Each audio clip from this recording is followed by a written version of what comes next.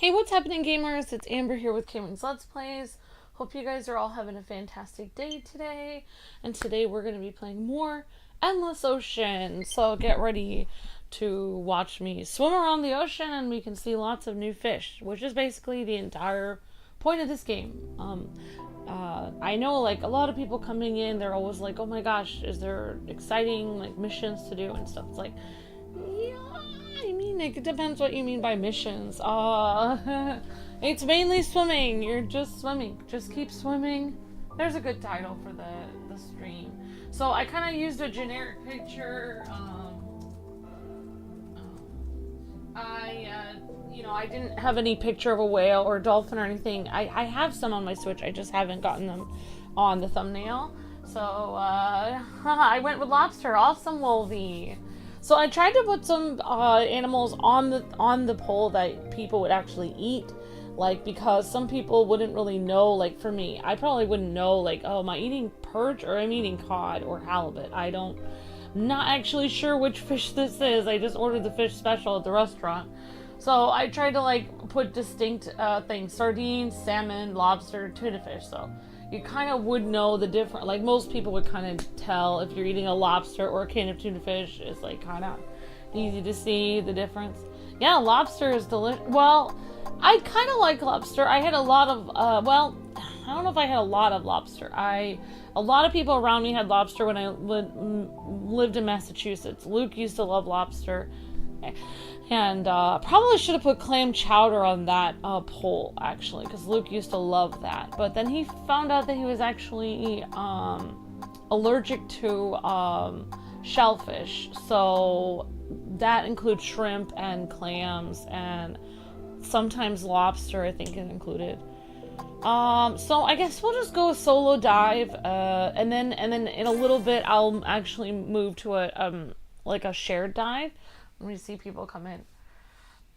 Oh, okay. Okay, you put your boat on the pole anyway? Oh, okay. Understandable, PJ. I'm a vegetarian, though. Oh, that's very sweet of you to vote anyway. Well, you know what? I should put, next time, PJ, I'll put a vegetarian option for food. Because there is actually food from the ocean that's vegetarian. Seaweed. Like, people have seaweed in their, actually, like, in their ramen, like in Japan, they'll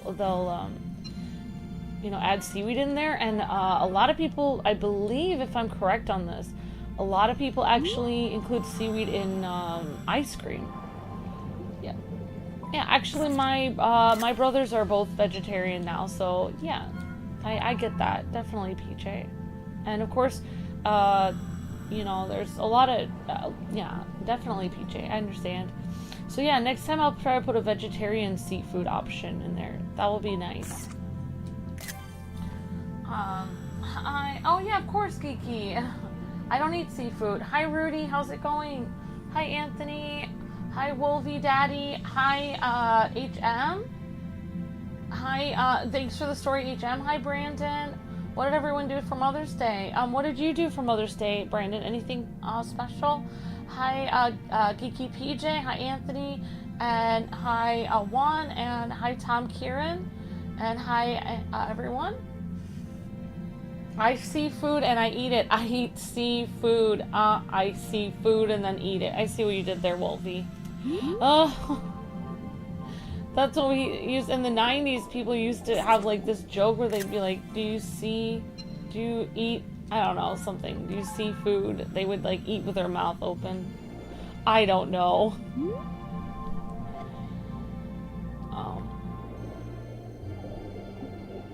Alright, so we'll see if Miss Deanna comes in, because she was talking about having a poll for, like fish that you would eat.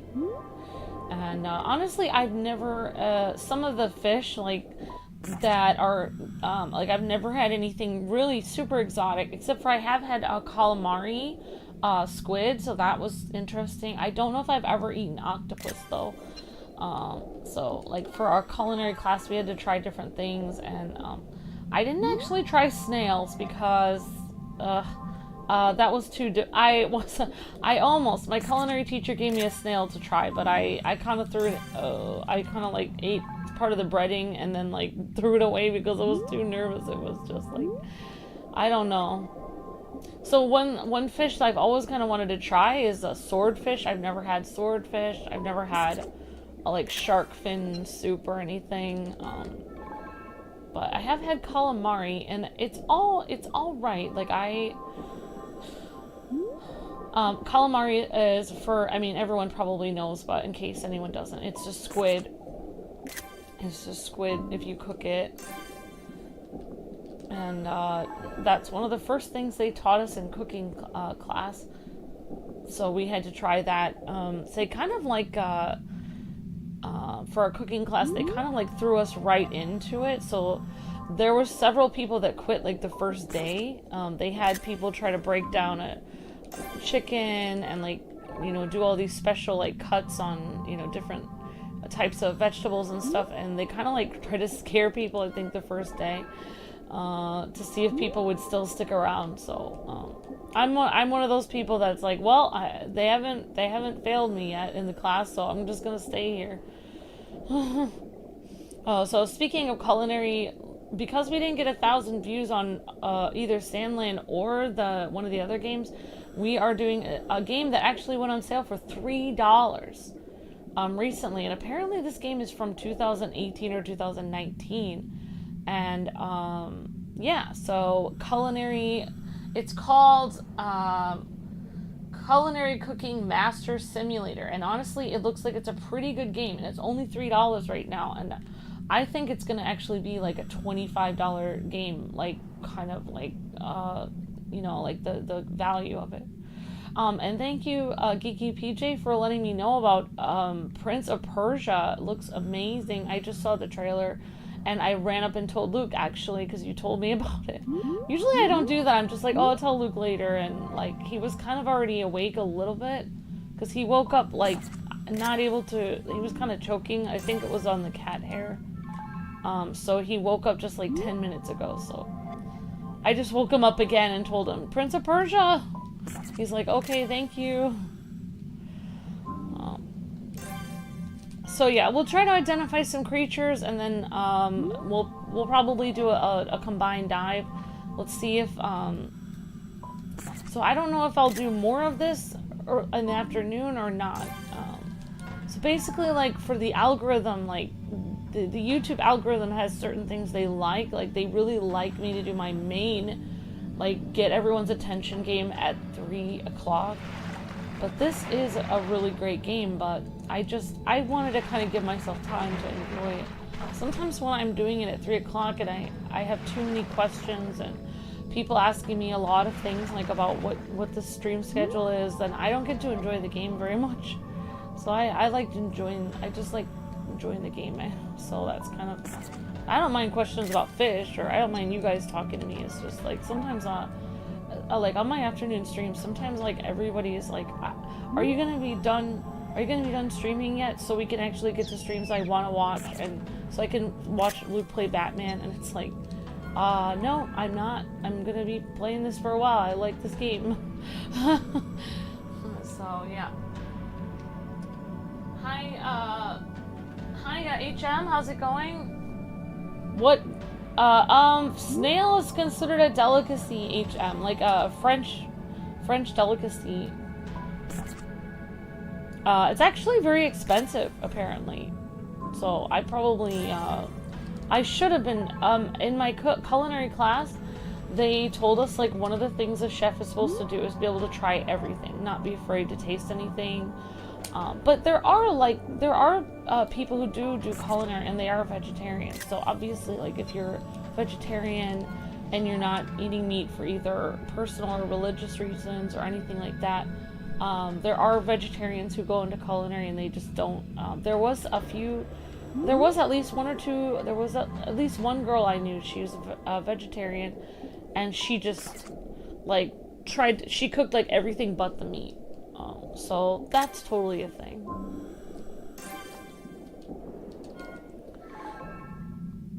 Aw, that's very sweet. Thank you, Geeky PJ. It's very kind of you. Says, I equally enjoy the streams as well and Luke's streams when both of you are on the stream.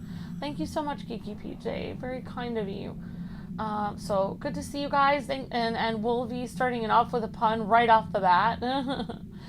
So, yeah, fish puns are welcome. And hi, Bobbert. Oh, awesome. I'm watching the stream while doing morning exercise. Awesome, Bobbert. Great to see you. All right, excellent. Hi, I'm Shadow Trooper, and it's sushi, everything except sardines, because I haven't had that yet. Oh, awesome. Oh, yeah, I could have put sushi on there. Hi, Wolvie, just for the halibut. Nice one, Wolvie. I should have put halibut on there, you know, just for... Hi, HM. Hello, Rudy, the shiny hunter. Hi, Game Kid. And, Rudy, we'll see. Maybe I can do some, I never quite finished my Pokemon thing. If you probably were aware of that. So maybe at some point I could do that in a morning stream or something. And, if you guys didn't know, Rudy gave me, like, a ton of shinies for our Pokemon stream. Which was really nice of him. Very, very generous of you to give me all those shinies, Rudy. Shiny Pokemon, yeah. I kind of like this picture better. So I never quite know what we're gonna see. Every time I play this game, I think, this is all there is to the game. Like, there's nothing else. And then just when I say that, there's a new fish. There's something different. So I think the game does a great job of kind of like delaying, I guess, like delaying gratification. So you don't unlock everything right away. So it's more exciting, which I think is a great thing, actually. So, yeah, I haven't done much today. I basically, this morning, like I've said, I have to get my tooth fixed, and I took my Advil, kind of like laid down with an ice pack, and had my Advil for like a half an hour, and then I felt better, and my Advil kicked in. So then I just, I set up the, culinary stream. And I have 2 more streams in case things don't get 1,000 views. So now Luke is somewhat punished if things don't get enough views to continue. Because YouTube kind of punishes us if we don't like get enough views on certain things. Which there were several games that didn't get a lot of views yesterday. The finale to the Big City Little Kitty didn't get enough, and then. But, so basically, I have 2 more games that I got on sale for $3. So one is a car parking game, which I know Luke loves driving games. And so it's not really a driving game, it's more like car parking, but you do get to drive cool cars. And it is on the Switch, actually. So, and it looks decent, you know, like, I mean, it doesn't look terrible on the Switch. Honestly, like, this game looks pretty decent on the Switch.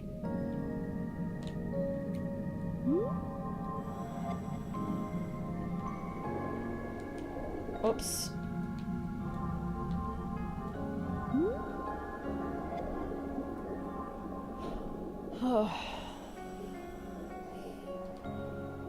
Yeah, one fish that I really like to eat is salmon.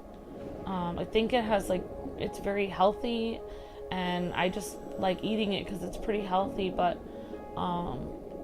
yeah, Luke isn't a huge fan of salmon.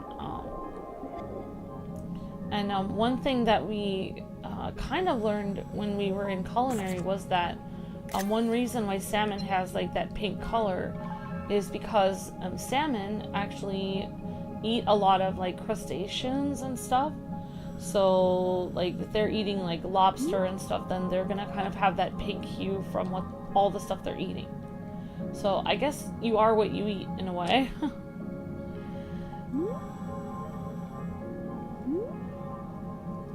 Yeah, and I plan to stream this for a while, so if you guys are not home right now and you're home later, and, you know, it's possible.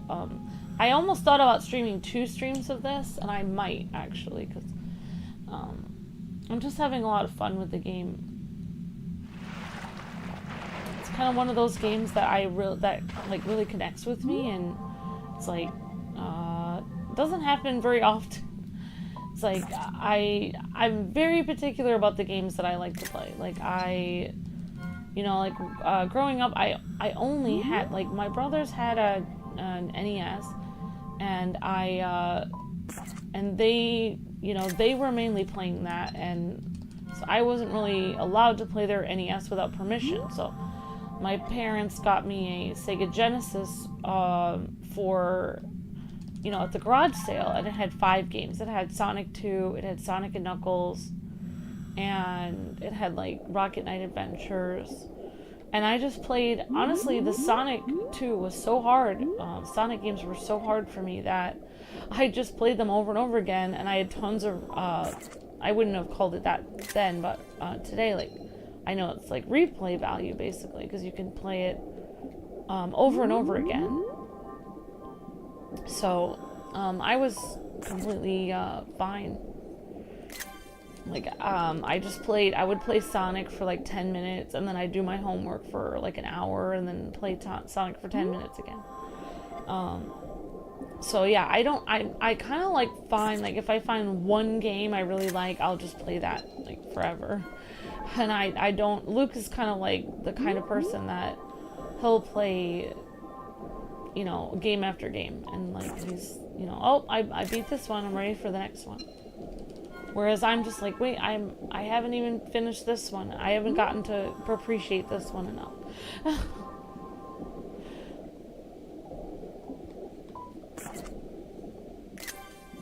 I don't know why, but those pufferfish are so cute.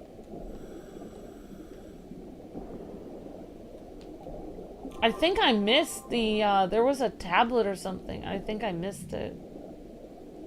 Yeah, I think I missed something I was supposed to get.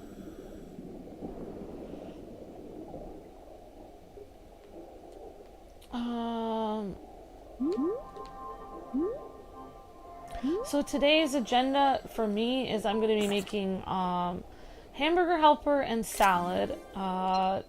So that would be pretty good. I'm going to be going to the store, getting some food, getting just the last ingredient of the salad, which Luke has a special salad he likes, and actually I'm kind of glad, like, I kind of know, like, the ultimate. I used to make him salad with just cucumbers, turkey, and then, well, and actually I didn't used to put turkey on it. The salad I used to make for Luke would just be cucumbers, lettuce, provolone cheese, and like bacon, and croutons. If I had bacon. If I didn't, I would just do croutons, and like, I would just do very simple. But Luke actually got this salad he really likes at the at like actually it's called like Salad Works. It's a Pennsylvania thing, and you get to choose 5 toppings. So he put like black beans, corn, croutons, cheese. Like, he added like all his favorite things, cranberries, and he got his ultimate salad that he liked. And honestly, if I make this salad, like, I wrote down the 5 ingredients, and if I make that salad for him, he will eat that up. Like, he's like, that's his ultimate salad. He created it, and actually we have a video on our channel where it says adventure salad, and that's basically the salad that I make for him a lot now, because he really liked that.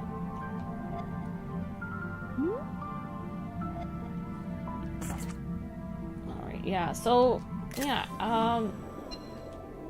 yeah, so you guys probably, like, yeah, for some reason, people are doing really well on watching the shorts and keeping the views up on the channel recently, so that's been really good. So as you can see, I'm much calmer when everything seems to be going well with the views going up, but I think it's just combined effort. I think, like,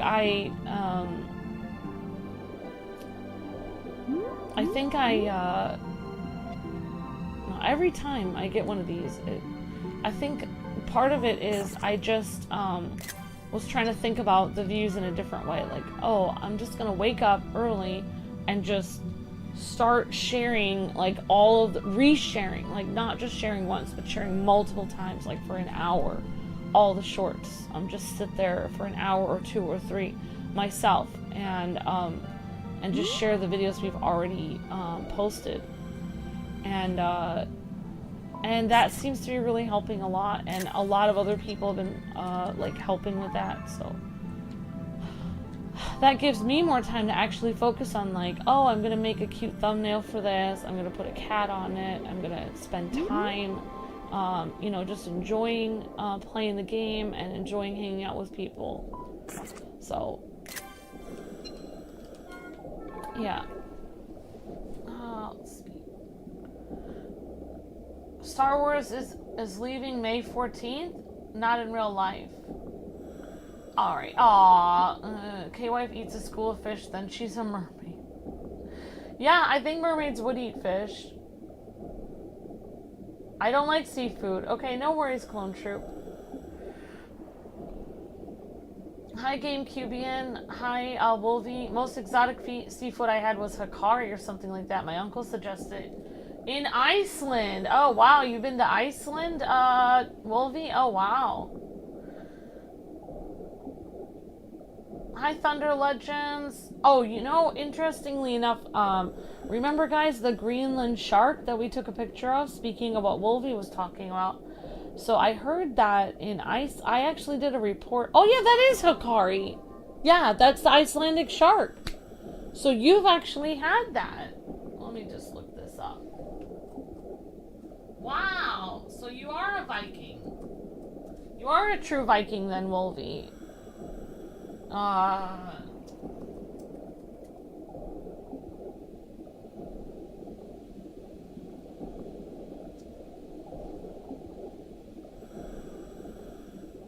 Wait.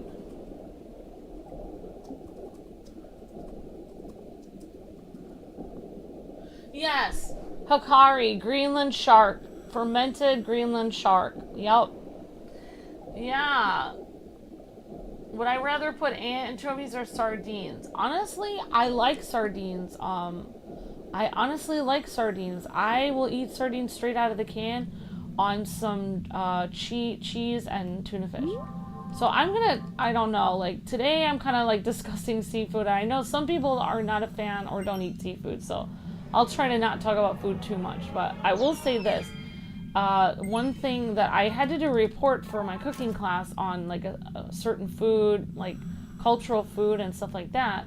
And I did Hakari, and because, you know, I'm a Viking, so that's what actually Vikings used to eat, is that fermented Greenland shark.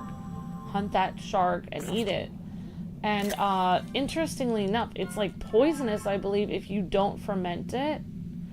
So they would like ferment it under the ground. And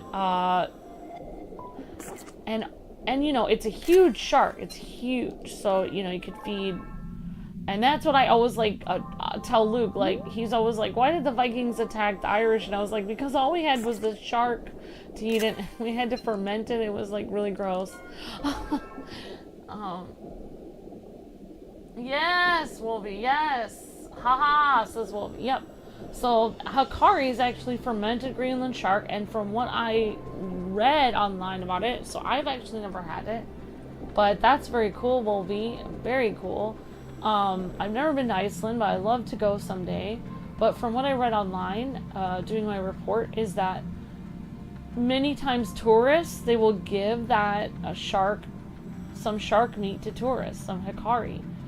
And it will be like a rite of passage. If you eat it and you don't throw up, then you're like a true Viking. You have the stomach of a Viking, basically. Because it's hard to stomach it. It's very, like, it's hard to eat. That's very impressive, Wolvie. That's very cool. And I kind of said on my report, I said I would like to have the chance to try to eat it, to see if I could keep it down. So, very cool. Vikings always go hardcore. There's no halfway with Vikings. We all go all the way or nothing. That's how I like it.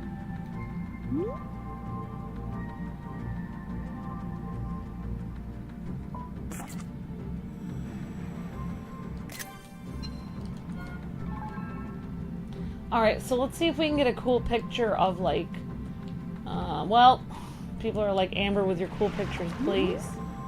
If we find a cool picture. So that's really cool, Wolvie. Wow, that's awesome.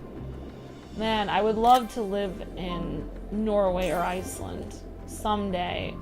I want to...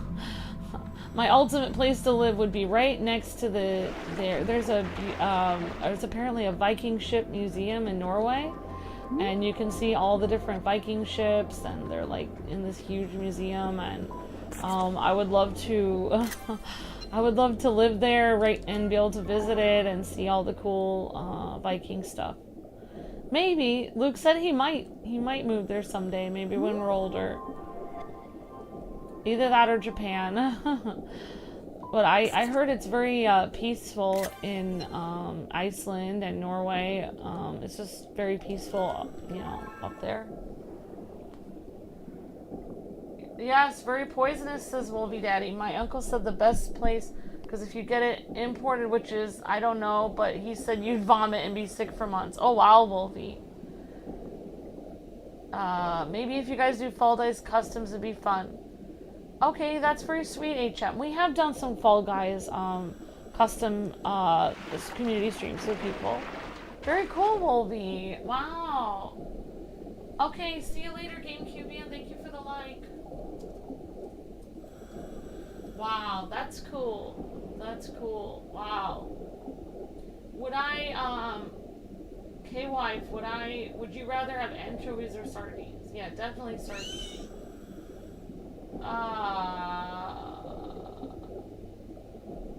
What tail size would I get? I don't know. I would try to make maybe I'd try to make myself look taller. I don't know. No. I think, I guess, the eyes, if you, ask me every day about mermaids, then maybe someday I'll just be like, I'll subliminally like be thinking about it, and I'll just end up getting a mermaid tail randomly. It's like, oh, I don't know why I got this. Why was I thinking about this? I mean, I wonder if they sell merman tails. That would be kind of neat. But I guess girls are more into that. Oh, okay. I was born in India and moved to US when I was 5 to 6, and I'm a US citizen with dual membership living in... Oh, you're in Pennsylvania also. Awesome, Geeky PJ. Very cool. I love India. I would love to visit there someday. That's really great. Yeah, and yeah, I was thinking, I was actually thinking maybe you might be from India, because a lot of people from India are vegetarians, so that makes sense. Yeah. That's really great, PJ. Well, welcome to Pennsylvania, and obviously you've been here for a long time. Actually, you've been here longer than I have, because I just moved to Pennsylvania 7 years ago, so... yeah, that's great. I love Pennsylvania. I hope you're enjoying Pennsylvania, PJ. I'm really liking it. I like seeing, well, for me, I live in Amish country, so all the Amish buggies and stuff is kind of neat to see. I also like how everybody in my area of Pennsylvania says hello to people, even at the movie theater. When Luke and I used to go to the movie theater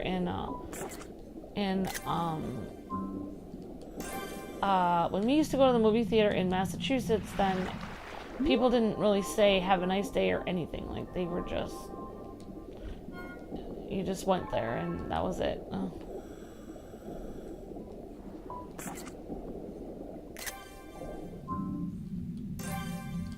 Yeah, I like how a lot of people are super friendly here. So, okay, so I'm actually going to try to turn around, completely around and go this way, because we haven't gone to this area of the ocean.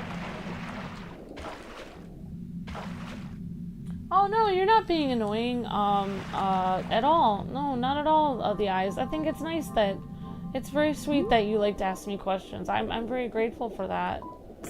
You're not annoying at all. You're fine, the eyes. I used to think of myself as, like, you know, I used to imagine, like, oh, I'll be a ballerina or a mermaid or something, and and it's nice to have a nice, you know, think about stuff like that. I become, no, you're fine, the eyes. Your questions are really fun, actually. You helped me become a child at heart again, because you know, it's been oh, I probably should have done a million whale pics of that. So where's our whale go again?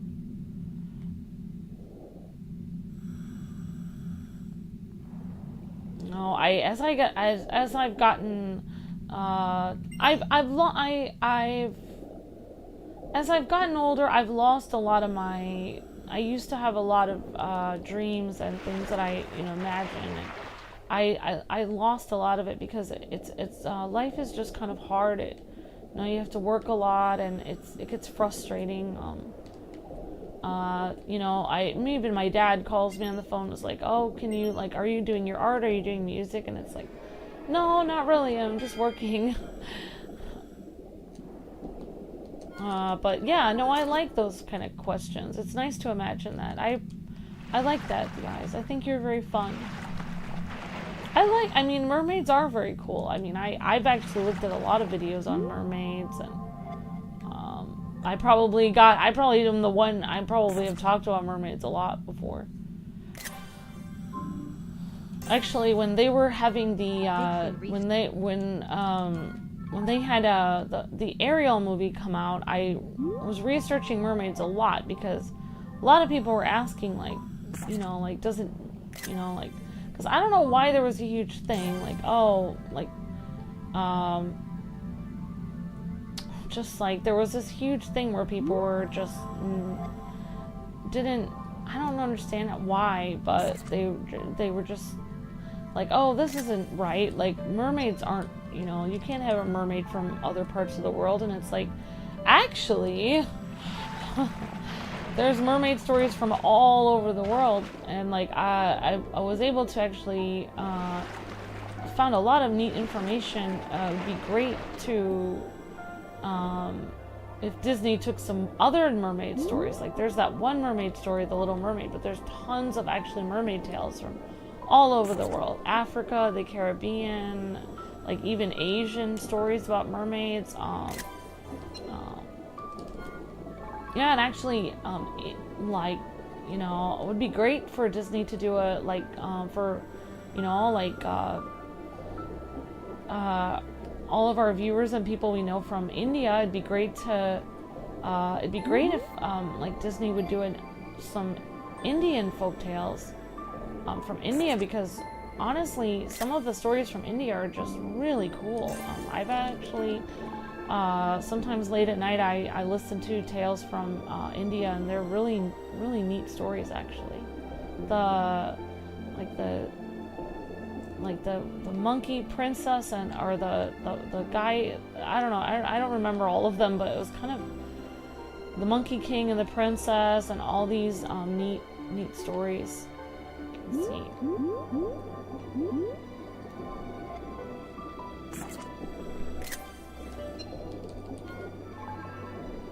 So yeah, what I found was that, you know, like, people were trying to say online that, you know, there's only mermaids are only from one area of the world, which is not actually true. In fact, like, Calypso, who is seen as like queen of the mermaids, is actually from the Caribbean.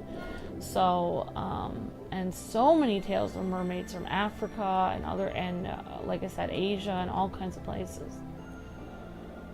So there's something here that I need to find. It's telling me.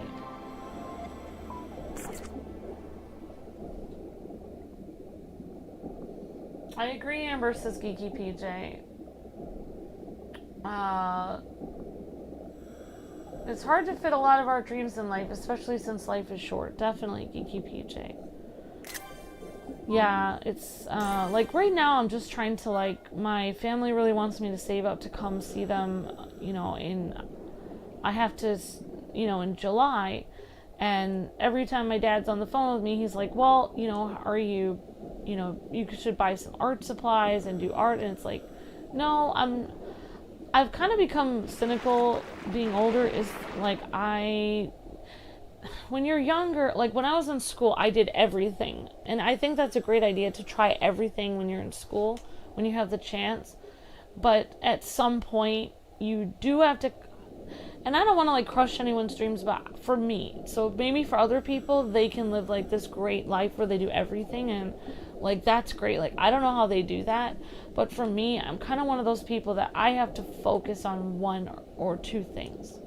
Like right now, I'm trying to figure out how to go back to music school, and people are always like, you could play the harp, you could play the guitar, you could play this, you could play a penny whistle, and it's like, I need to focus on just the instruments I already know and learn those better and practice those, because if you like, it has like I believe it's like a Japanese saying, if you chase 2 rabbits, you will catch none.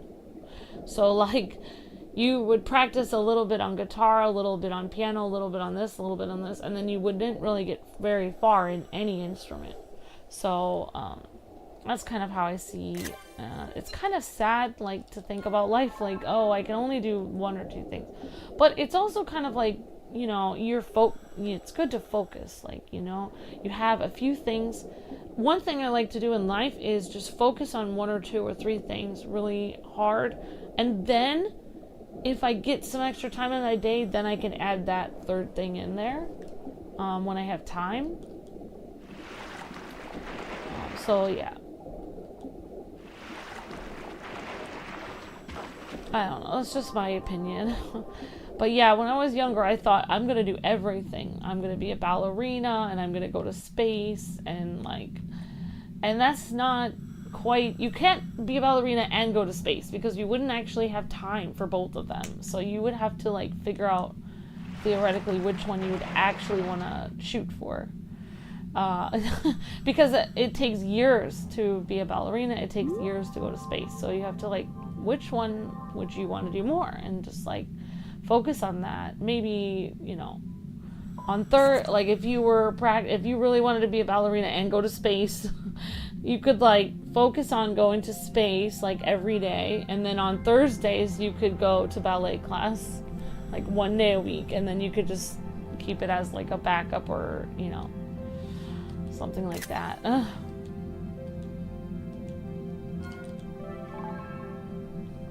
Oh no, I love your craziness, the eyes. You're fine. You're completely fine, the eyes. I appreciate it. It's like the eyes. It's like this. This is how I am with people. I'll tell you how I am with Luke. So basically, like sometimes Luke, you know, Luke is asking me all these questions, hanging out with me, playing his video games next to me, and I'm like, oh wow, you're really hanging out with me, asking me all these questions, playing your video games to me a lot. I'm gonna go and be alone and read my book. 10 minutes after reading my book, I'm back upstairs hanging out with Luke because I miss him. So yeah, if you didn't ask me questions about mermaids every day, I would actually be kind of sad, because I look forward to them. So if that makes sense, I really look forward to your questions. So if okay, so I'll kind of go in and answer your question. Like, so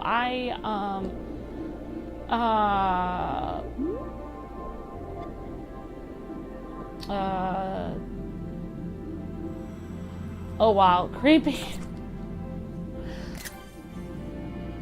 Oh, you know what this reminds me of? The Little Mermaid, where Ursula has the moray eels as her pets.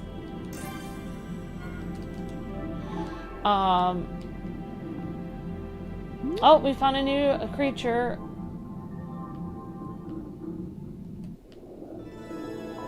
So let's see. If I was gonna go on Amazon, I don't know, and get a mermaid tail.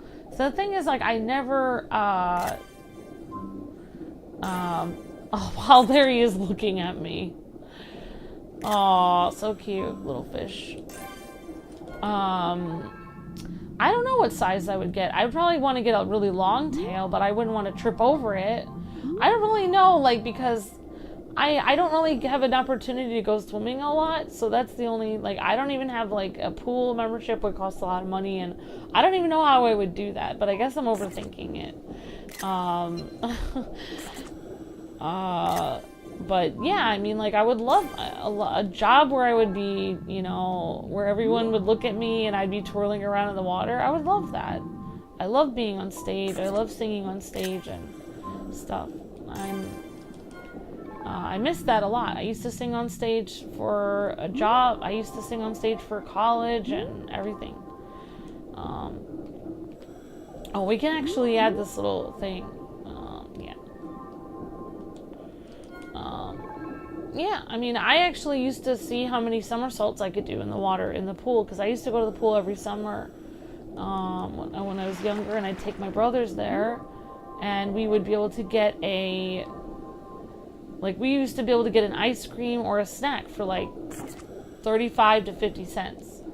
And Luke doesn't believe me, but honestly, in the 90s, when we used to go to the pool, the way that people used to talk at the pool, like, I remember this distinctly because I was at the pool every day in the summer, because you could actually get a pool membership in my town for $30 for the whole summer. So 3 months, $30. You get to go to the pool every day, and it had a slide. It was amazing, and you can get like snacks for 50 cents. It was awesome. It was the best thing ever. So I used to practice my somersaults in the pool and everything. But I remember, it's kind of weird, but I remember that, you know, like the slang of the 90s, like people used to say, like, instead of 50 cents, people used to say, hey, can I borrow 50 cents? And that's what people used to say. And I told Luke that. I said, the rapper 50 Cent, he got that from the 90s slang. Like, I'm telling you, this is how people used to talk. And Luke was like, no, they didn't. But I remember that they did. So, I'm just saying. That's my story, and I'm sticking to it. But I remember people used to talk like that. They didn't have time to say the word 50 cents, so they had to say 50 cent.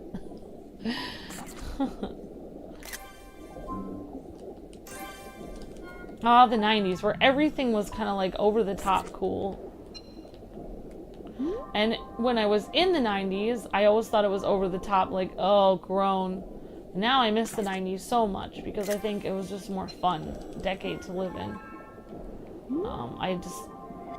It was just a lot of fun, actually. Let's see if he opens his little thing. Is he gonna open? Aww. So there, if you actually eat calamari, it's kind of neat. Like, I didn't realize this, but when you cook squid, you cut it cross section, and then it's little loop, it's little O's, basically like SpaghettiOs, and you can cook them in like olive oil and like garlic and maybe a little lemon in there, and salt and pepper. It's pretty good, actually. I'm not a huge fan of calamari because it kind of tastes a little like rubbery a little bit. But that's just me. Like, I don't know if I'm just not realizing how great it is.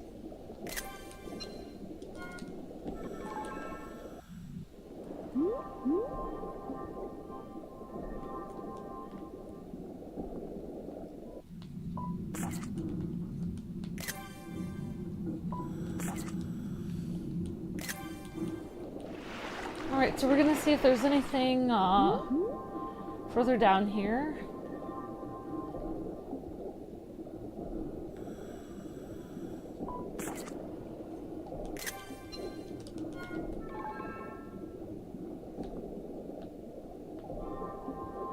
Well, all this stuff looks important, but like this looks like there would be something in this treasure chest.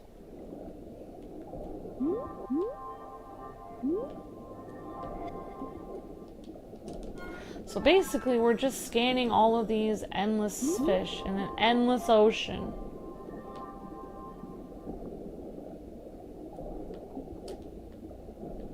Okay.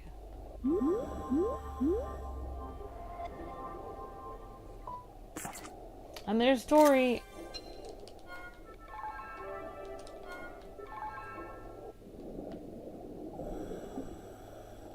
And it's kind of neat how they do this game where you actually have to comb for the fish because, you know, they're not very visible when you first see them. So you have to, like, really look.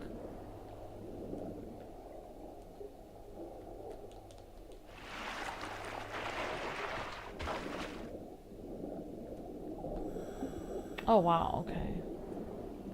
Oh, we found something.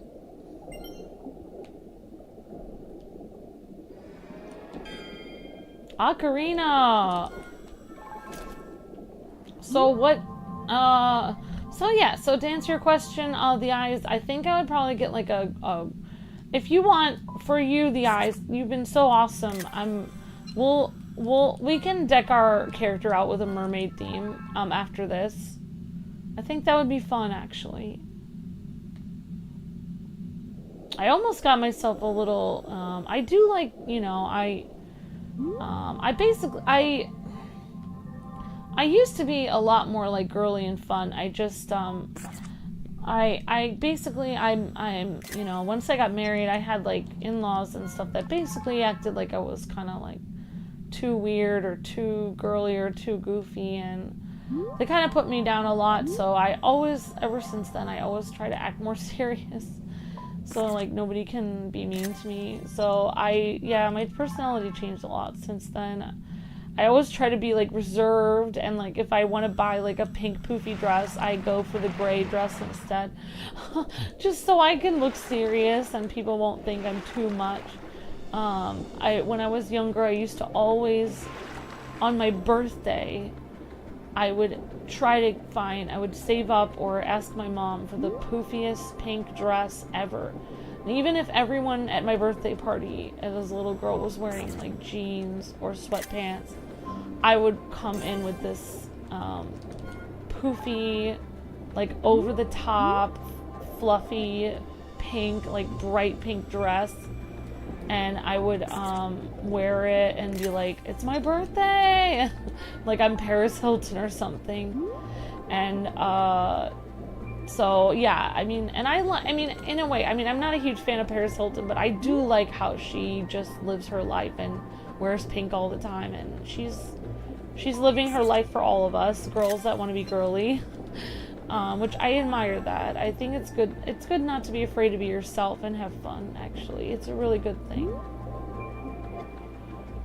Oh, look at this. We found a giant squid. Oh, wow.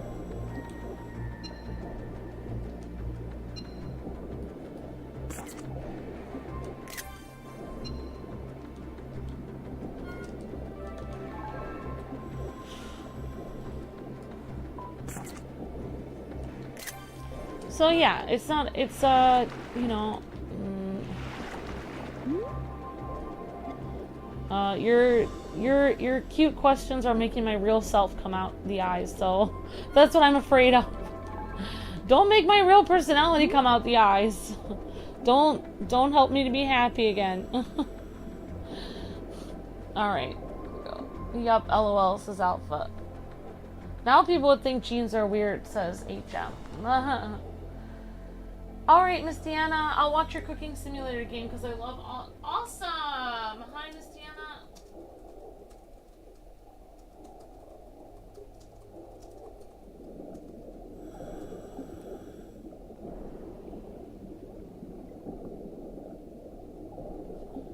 Oh, great to see you, Miss Deanna. Hope you're doing well.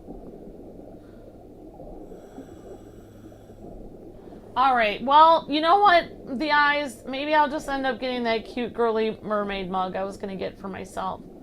We'll see.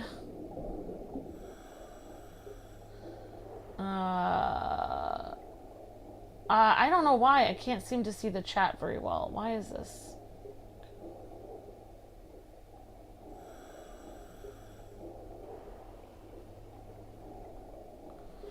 But yeah, I used to be very over the...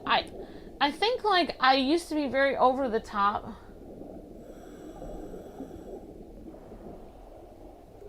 Yeah, definitely. Oh, I understand, Judge Sapphire. Yeah, I wasn't naturally girly anyway. I tried to be more masculine. Yeah. Yeah, I used to be very girly. Like, I used to just... And the thing is, like, I used to just wear, like... anything that made me feel happy, I would wear that. If it was the poofiest dress, if it was... you know, like a cute little headband with sparkles on it, anything. It would just make me feel happy, and I would be like, oh, so cute. And then, like, I got into high school, and then I got married, and my in-laws and my sister-in-law and everything people would be like, who do you think you are wearing that? And be really rude and mean. Like, I've never thought I was anyone wearing that. I was just trying to be pretty and be cute and have fun. I wasn't ever trying to, like, I wasn't thinking I was anyone. So it's just odd the way that some people make people feel, like, when you're just literally just trying to live your life and be happy and do what makes you feel nice, then people are super rude and mean about it. And yeah, like today, I actually was looking on, it's like it changes your entire way of thinking about your life, because you just change, for me, it just changed completely. So I can't, and I'm actually like afraid of like doing anything fun, because then if I do something fun, I might stand out and then people would be mean to me again. So I start like wearing like blue and gray and, you know, like try to not stand out and, you know, try to not have any fun. And, you know, people ask me fun questions like, what would you be if you were a vampire? And I'd be like, oh, you know, vampires aren't real, and like, you know that, right? And I just sit there. I'm gonna read a book on War and Peace now. So it like kind of makes you change and not want to be fun anymore. And it's, you know, it's, I mean, there's no problem with being studious and being serious. Like, that's also a really good thing. But like when you have to do it because people are being mean to you and you're afraid of like having people be rude, that's really hard. But yeah, I have the somewhat same thing, Judge Sapphire, where it's like, yeah. So yeah, I think that people just don't, like, when you're truly happy and you're just like living your life and you're just having fun, people that hate themselves, like, they see you having fun and then they're just like, I can't believe they're like, I'm an evil, mean person and I'm not having fun, so this person doesn't deserve to have fun either, so I'm just gonna make fun of them and make them hate themselves. So it's definitely, that really sucks. But yeah, that's kind of why like when people, like, for a long time on the channel, I just was myself and I love having fun and stuff. And then people would be like, oh wow, your wife is so, like, she's like a child and she's so goofy and like, what's wrong with her? Like, so it's just like, it's like, you're not really if you're just having fun, you're not really being a child, you're just being happy. There's no problem with being happy. As long as you like pay your bills, you're kind to people, you try to do the right thing, you can act as goofy as you want, like, as an adult, because you don't have to change your personality for being an adult. You shouldn't have to change your personality and being like, oh, I used to think Ninja Turtles were cool, but now because I'm an adult and everyone told me they're losery, I'm not gonna like Ninja Turtles anymore. Because, like, Ninja Turtles are cool, so why would you say they're not? I don't know. So, yeah. I think it's really good for me that I get to do the channel with Luke, because, you know, like, I've had a lot of people be mean to me in my life, and, like, I like, my first instinct is to, you know, become the top, you know, chair violinist in the symphony orchestra and watch documentaries and never do anything exciting, and never do anything fun, never wear a poofy dress, never play a video game. That's my first instinct, is just, you know, keep people from being mean. But, you know, this channel, like, you know, like, Luke constantly is helping me to have fun and not worry about it, you know. He's like, well, too bad, Amber, this is your job to have fun, so you're just gonna have to have fun for a job for the rest of your life. And I was like, okay, well, I guess that's exactly what I needed then. So yeah, hopefully I can help other people to have fun too. Yeah, I've dreamed about being a mermaid, the eyes, or a dolphin or something. I don't really know what I would be. Maybe that could be the next poll question. If you could be a sea creature, what would it be? A mermaid, a sea turtle, a shark, or something else? Yeah, getting out there to have fun is a great feeling. Definitely alpha. Favorite seafood: salmon, crab legs, shrimp, lobster. Resist urge to sing Ice Age song about fish in response to her rules. Yep. It's fine. I mean, I'm not really. If you guys know, like, I probably shouldn't say this out loud because then I'll open a host of swarm of things, but like, when I'm on my own on my, like, it all depends on how many people are watching, is the degree to which I'm enforcing the rules, if that makes sense. So, like, if there's tons of, like, the rules are kind of there because it's like, oh, well, if tons of people are doing that at once, then it's going to be a problem. So we'll just say you can't do that. But if, like, I have one person watching and they start, like, singing a song, you know, I'm not going to, like, yell at the one person because I'm thankful at least I have that one person watching. So, like, for me, I get very, like, sometimes, especially really early morning streams, I get extremely lax on the rules. Like, sometimes I'll go back in later after the stream and delete the copyrighted lyrics after the stream, just in case Kappa is watching me or whatever. But sometimes I'm extremely lax because it's like, yeah. I would love to be a shark. Awesome, Judge Sapphire. Well, maybe we'll make that our poll next time. I think being a shark would be super fun. Especially, I think, a hammerhead shark. I'm trying to think if there are any other mythical underwater creatures besides mermaids. There's mermaids. I was just actually listening to, I don't know why, I came across one video of King Arthur tales, and then I came across another one and another one, and it was helping me actually share the videos, because I was sitting there for an hour just sharing my video, like, over and over again on different websites, and it, you know, I'm sorry to say this, but that is an extremely boring thing to do. Like, it's, you know, it's not a task that's exciting. Let's just go with that. So, you know, you have to, like, watch something in the background. And, you know, I like watching documentaries because, well, first of all, I get to learn something. But secondly, it's exciting enough. The documentary is usually exciting enough that it keeps my attention, but it's not so exciting that I drop my jaw and I forget to do my task. Like, if I'm watching Mission Impossible and I'm supposed to be sharing the video, I will share that video one time and I will sit there and watch Mission Impossible the rest of the time because I'm, like, watching the movie. So that's kind of why I watch documentaries in the background doing things. It's like, well, that it kind of draws my attention, but it's not extremely, like, energetic to the point where it's gonna, like, make me fall out of my seat. I watch Mission Impossible, like, over and, like, when I really need, I usually watch the Librarian movies or Mission Impossible movies. I really like those. Probably because I have them on Amazon. Like, I purchased them on Amazon a long time ago. So it's like, well, I already own these. I might as well watch these.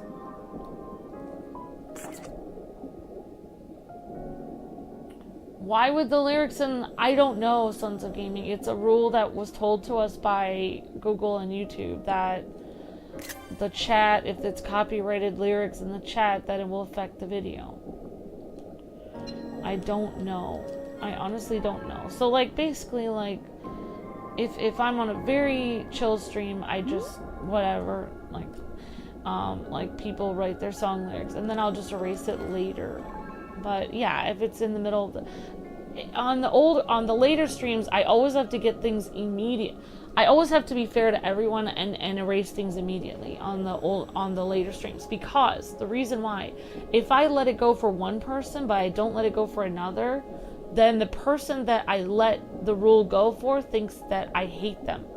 So I have to always enforce everything all the time, 100% of the time, because otherwise, you know, and rightfully so, people think I'm showing favoritism, which I'm really not. I'm never usually showing favoritism. It's more like I am tired and I just don't feel like enforcing it right now because I'm exhausted. But I'm usually not showing favoritism. People always, that's one thing difficult about, like, being a mod or content creator or any kind of person that has, like, you have rules in your thing, is that, and being a teacher or anything, it's any kind of, like, supervisor, is that you know, if you're tired and you don't feel like doing something sometime and you're not 100%, you know, enforcing the same rule for everyone all the time, then people will start getting like emotional and start to think like, why did you enforce it for them and not for me? Or why did you, you know, time me out and not them or something? So you have to be like all the time the exact same thing. You have to be consistent so that people know that you know, you're not just willy-nilly making up rules. So, yeah.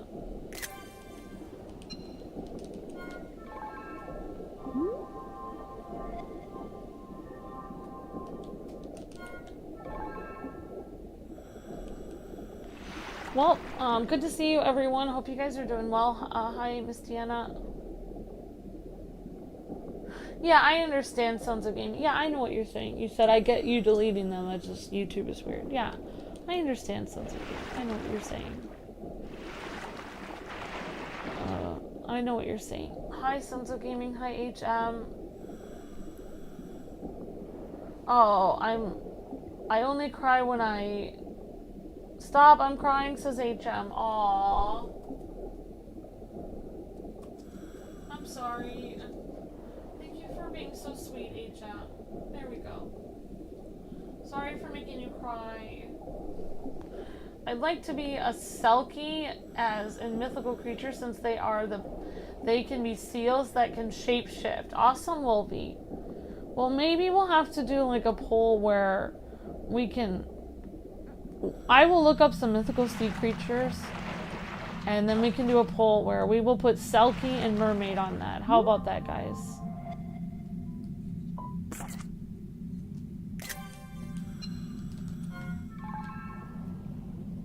I really like in the Pirates of the Caribbean where Calypso, I knew it from the beginning when I watched that, and they were talking about Calypso, and they were like, they thought that one like girl was Calypso, and I was like, and they kept panning over to the actual Calypso, and I thought, my gosh, like this lady, she is Calypso. She has to be, because it makes sense. Like, why would she be? I knew she was Calypso in that movie. The reason why was because, well, probably everyone did, but the reason why I could figure it out was because, like, it doesn't make any sense. Why was she so powerful? She could predict the future. She could do all these things. She was very pretty. You know, she seemed to know, like, some of the pirates. Like, there was a lot of weird hints that she was Calypso because she was very powerful. Like, people asked her for help out of anyone when they needed, you know, help. Like, what kind of person is this? And she lived in this tiny shack. There has to be an explanation. So, oh, here we go! Greenland shark, I believe. Yeah, here we go. So, Wolvie is actually eating a Greenland shark. And that's a great photo, actually. I'm going to keep this one. So this is the shark the Vikings ate. Let's get a photo with our Greenland shark. Oh, that's so good.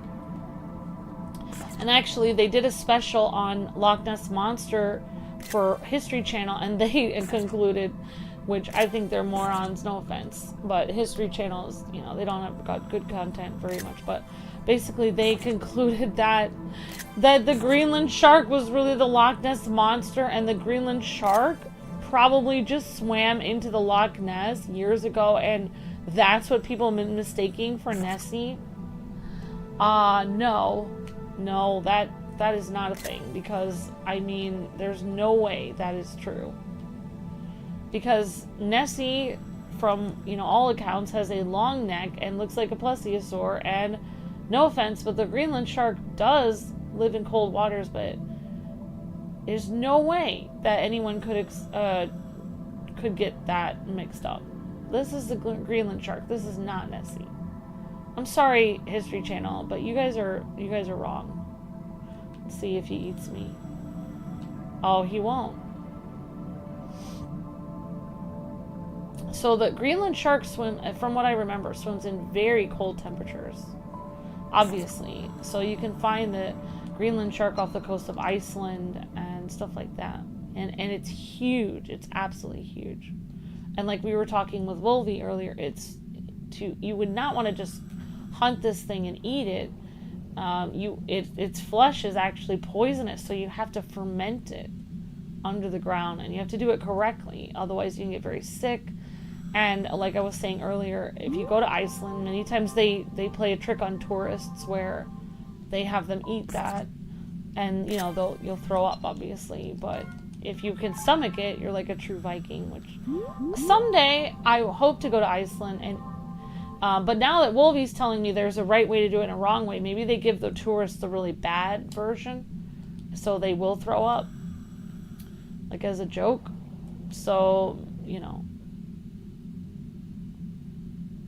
I hope to see a Greenland shark someday. Honestly, they seem very peaceful.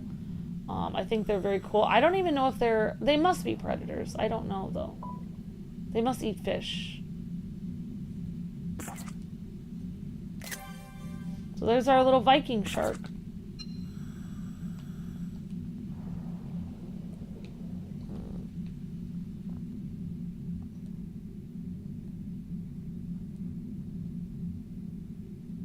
Yeah, and actually the Vikings, they fished a lot.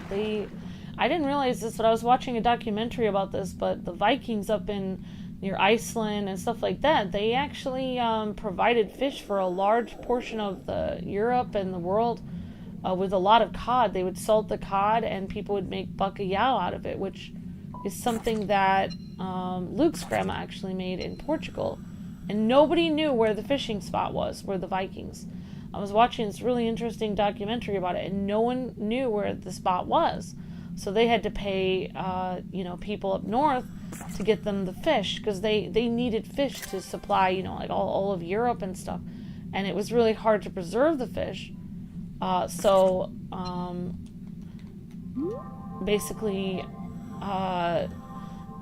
you had to salt it. So that dehydrated salted cod would be there was like a special spot, I think it was either Iceland or Greenland, that they were able to find it, and they wouldn't tell anyone. They would actually sell the fish, but they wouldn't actually divulge where their fishing spot was. And so a large portion of Europe at one time actually ate like salted cod, and a lot of the people that like fished for that were actually the Vikings. It's like I actually was watching that documentary, and actually the term Viking did not mean raid. For people that were being raided, it meant raid, but it's not actually what the term meant when you would say it in Scandinavia. Like, I'm going on a Viking. It did not mean a raid necessarily. Going on a Viking meant you were going on an expedition for supplies. So that could be anything. That could be trading. That could be exploring new lands. That could be raiding. It could also mean trading with people. It could also mean fishing. So, people saying that Viking actually is the same thing as pirate is actually not true. Because actually it was another part of the documentary I was watching, kind of interesting. They were saying that actually pirates are people that live on the sea 24/7. Vikings actually, they lived in Scandinavia, and some of them lived in Denmark, and there were a few other countries that had Viking people in them. Okay, see you later, the eyes. Okay, take care of the eyes. The only good shows on History Channel now are How Food Built America, How Toys Built America, How Disney Built America. Alright, the eyes, just for you, we're going to do a poll next time. Next time, the eyes is going to be a poll about legendary sea creatures. It's going to include mermaids and selkie on it.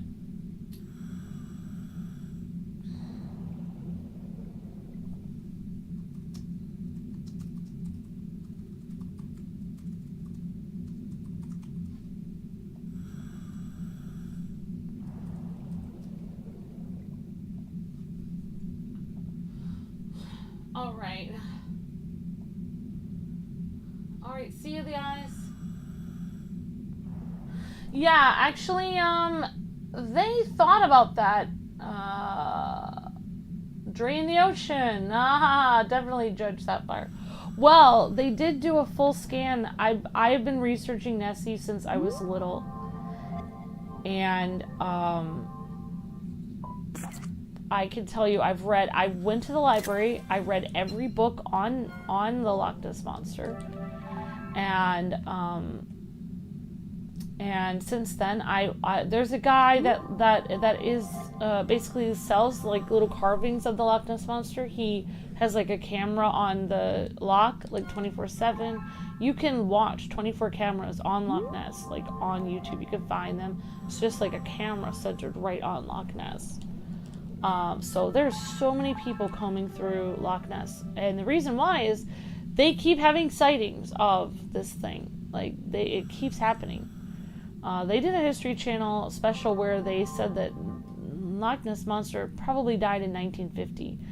But, number one, they're assuming that there's only one Loch Ness Monster, which actually does not actually go according to the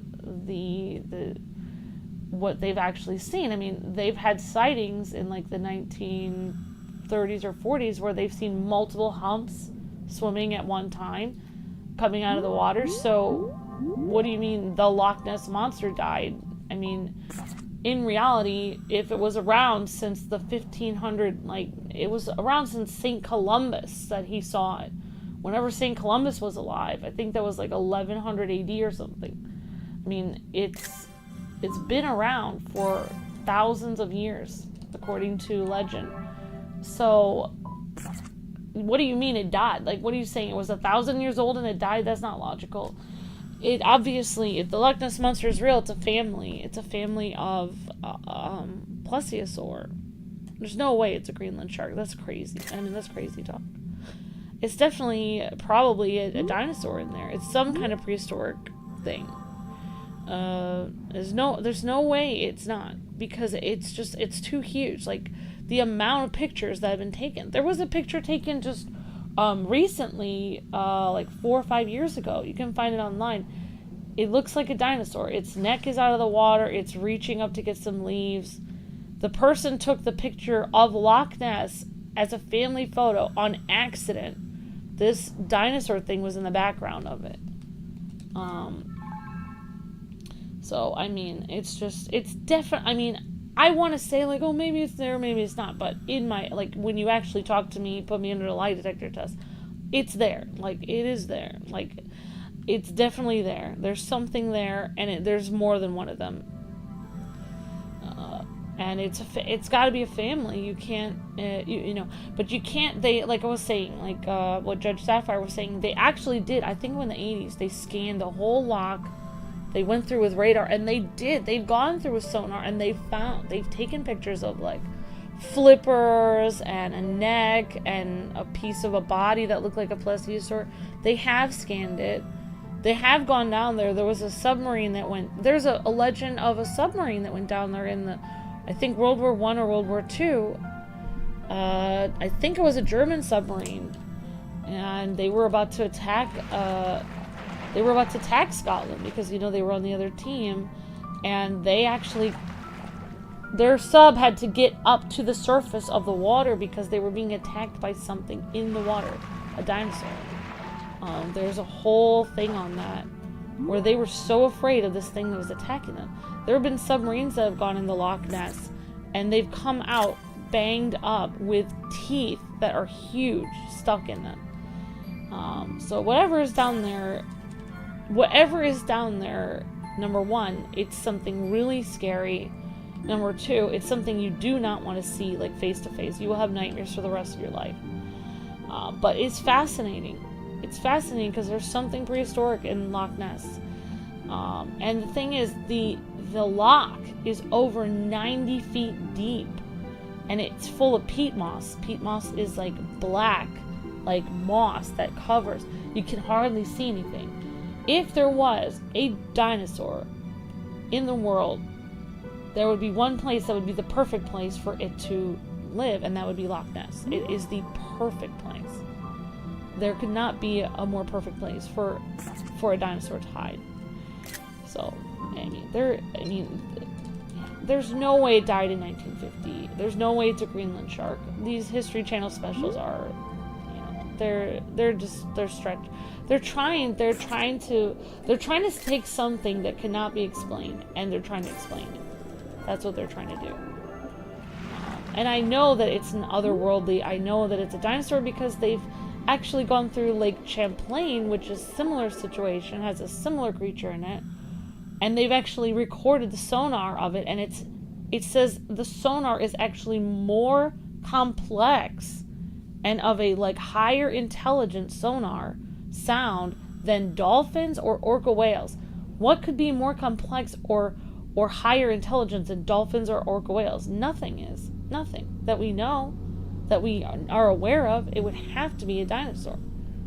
It would have to be something that is so sophisticated that, you know, we cannot even comprehend what's down in there. So anyway, that's just my rant. Tiger shark! Yeah, there's something is in there. Something is in that lock. And, you know, they actually think they did propose draining it at one time. They actually built a cage, I think in the 1920s or something, for Loch Ness Monster. They built this huge cage. They gave rewards for who anyone would find it. They, you know, had a photo contest where people had to, like, take photos and try to... And then there have been the accounts that you can't explain that don't make any sense. Nessie defended Scotland, exactly, Sons of Gaming. The baby Nessies must be cute, says Judge Sapphire. I think they are cute. I used to have dreams of actually finding Nessie, and there have been some people obsessed. Like, I am somewhat obsessed with Nessie, but there are some people extremely obsessed with Nessie and Champ from Lake Champlain. Like, they're the same, they're a similar animal. Like, they're similar. Long neck, fins, bulbous body, tail, teeth, sonar that is extremely complex, and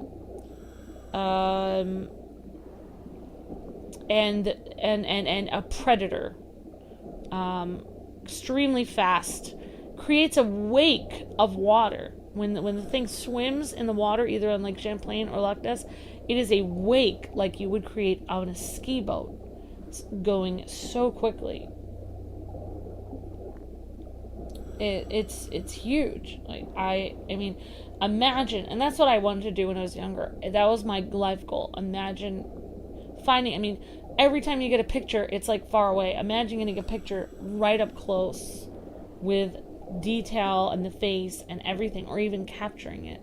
Of course, if they captured it, I mean, they would hurt the poor thing. Like, and that's why I believe Nessie is actually, I think Nessie and Champ and Nessie are both protected by New York City, Canada, and Scotland. I believe they have protection thing on them where, you know, you can't, if you were to capture it, you couldn't do experiments or hurt the thing. As you look at these decipherable characters, the vague impressions of word, like a conversation, a half-remembered dream, appears in your head. Fortuna and Mudoga left words to select a few words that told you how to regulate the great waters and maintain peace. The words that had drifted about in your head disappeared. It feels like a mystery board trembles a little. Alright, we unlock more of the thing. Yes, do people not realize it could leave the lake at any time? Exactly. Exactly. And that's the thing, it's, and I don't even want to speculate, but they're like, well, Loch Ness and all the lochs of Scotland are connected to the ocean. It's like, right, exactly what you said, like Sons of Gaming. Who's to say the Loch Ness isn't swimming around in the ocean and then coming back to the loch? I mean, you could easily, I mean, they've actually seen sightings in there's like a line of lochs in Scotland, and they connect to the ocean. And you could actually, theoretically, if you were a dinosaur, you could swim from the ocean into the different lakes and get into Loch Ness.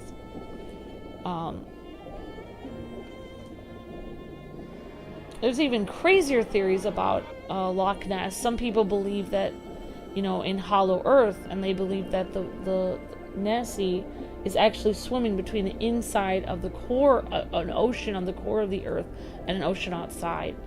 Some people believe that Nessie is an otherworldly alien ghost or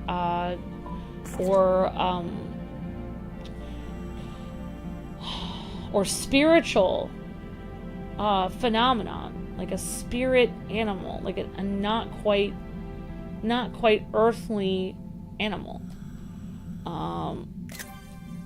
There are a lot, like if you actually get into the, because water horses in, the reason the spirit animal thing is because of water horses are legend. Oh, I should put water horse on their poll. Selkie, water horse, mermaid for next time.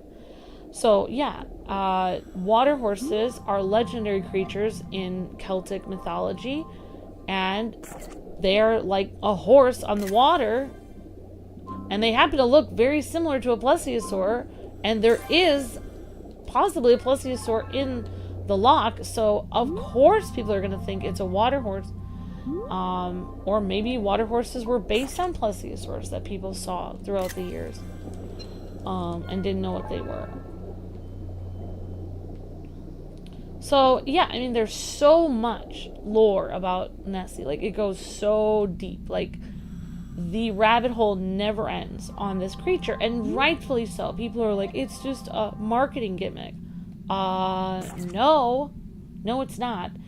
The reason why there's been modern times people like looking at Nessie and stuff like that, the reason why there's since 1940 or 50 people have seen it more, is because before then there wasn't a road.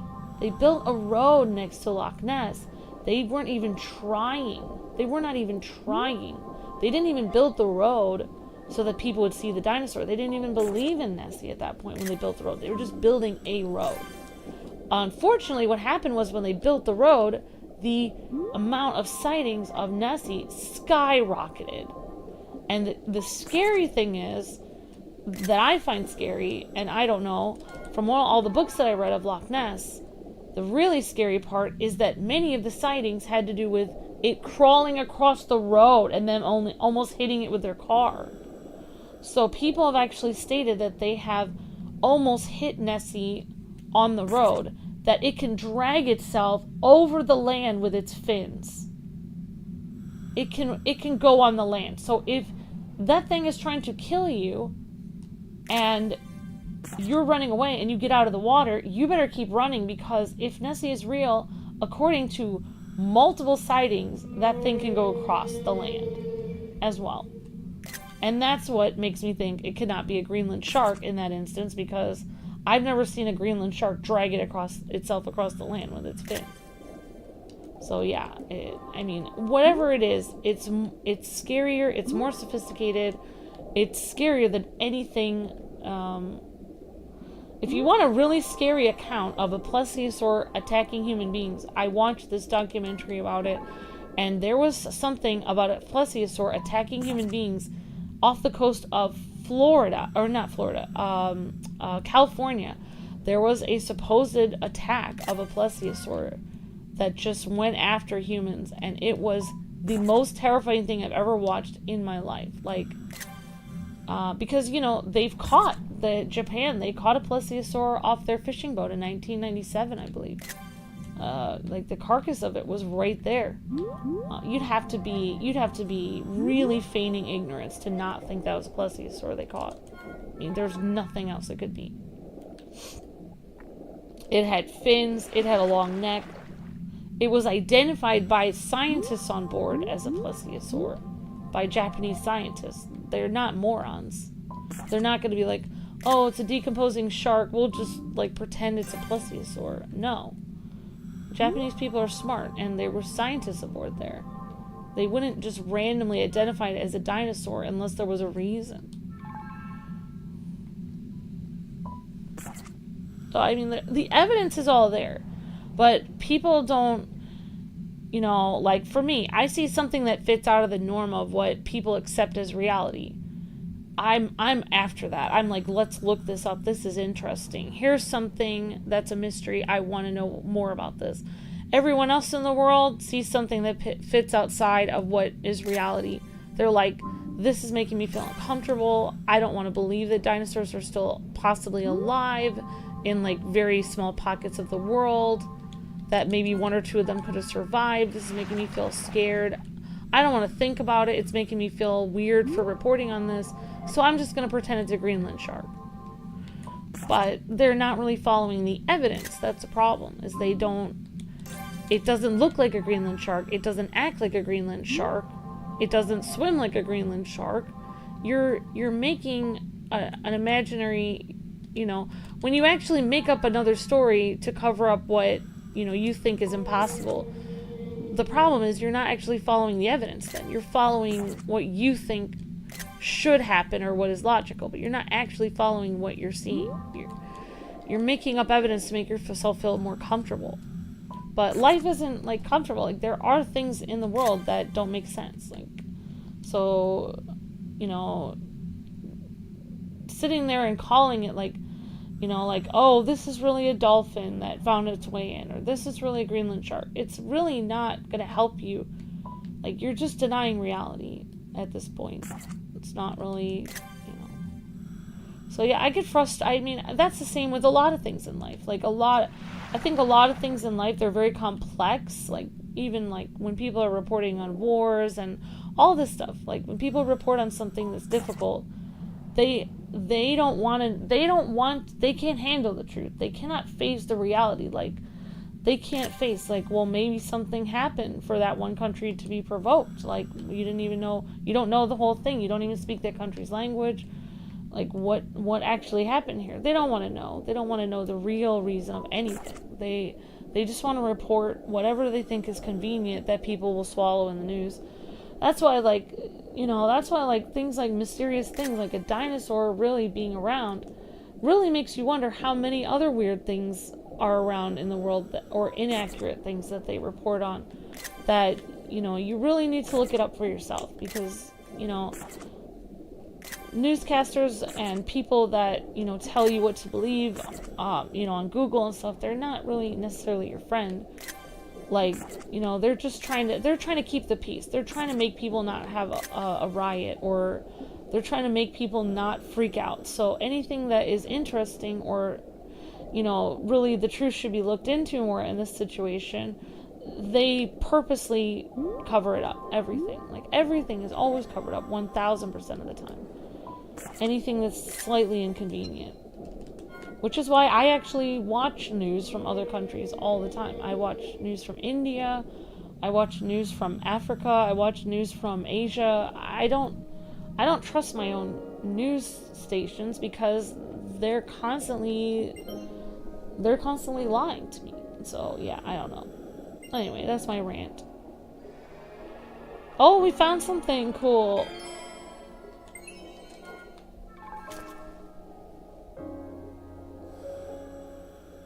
That's exactly why I don't trust the media. Exactly, Geeky. I took logic, I bring logic to the mysteries. It's quite easy. Both can exist. So much of the ocean is unexplored. Exactly, Sons of Gaming. I mean, that's really the ultimate thing. Like, that's what scientists are supposed to do.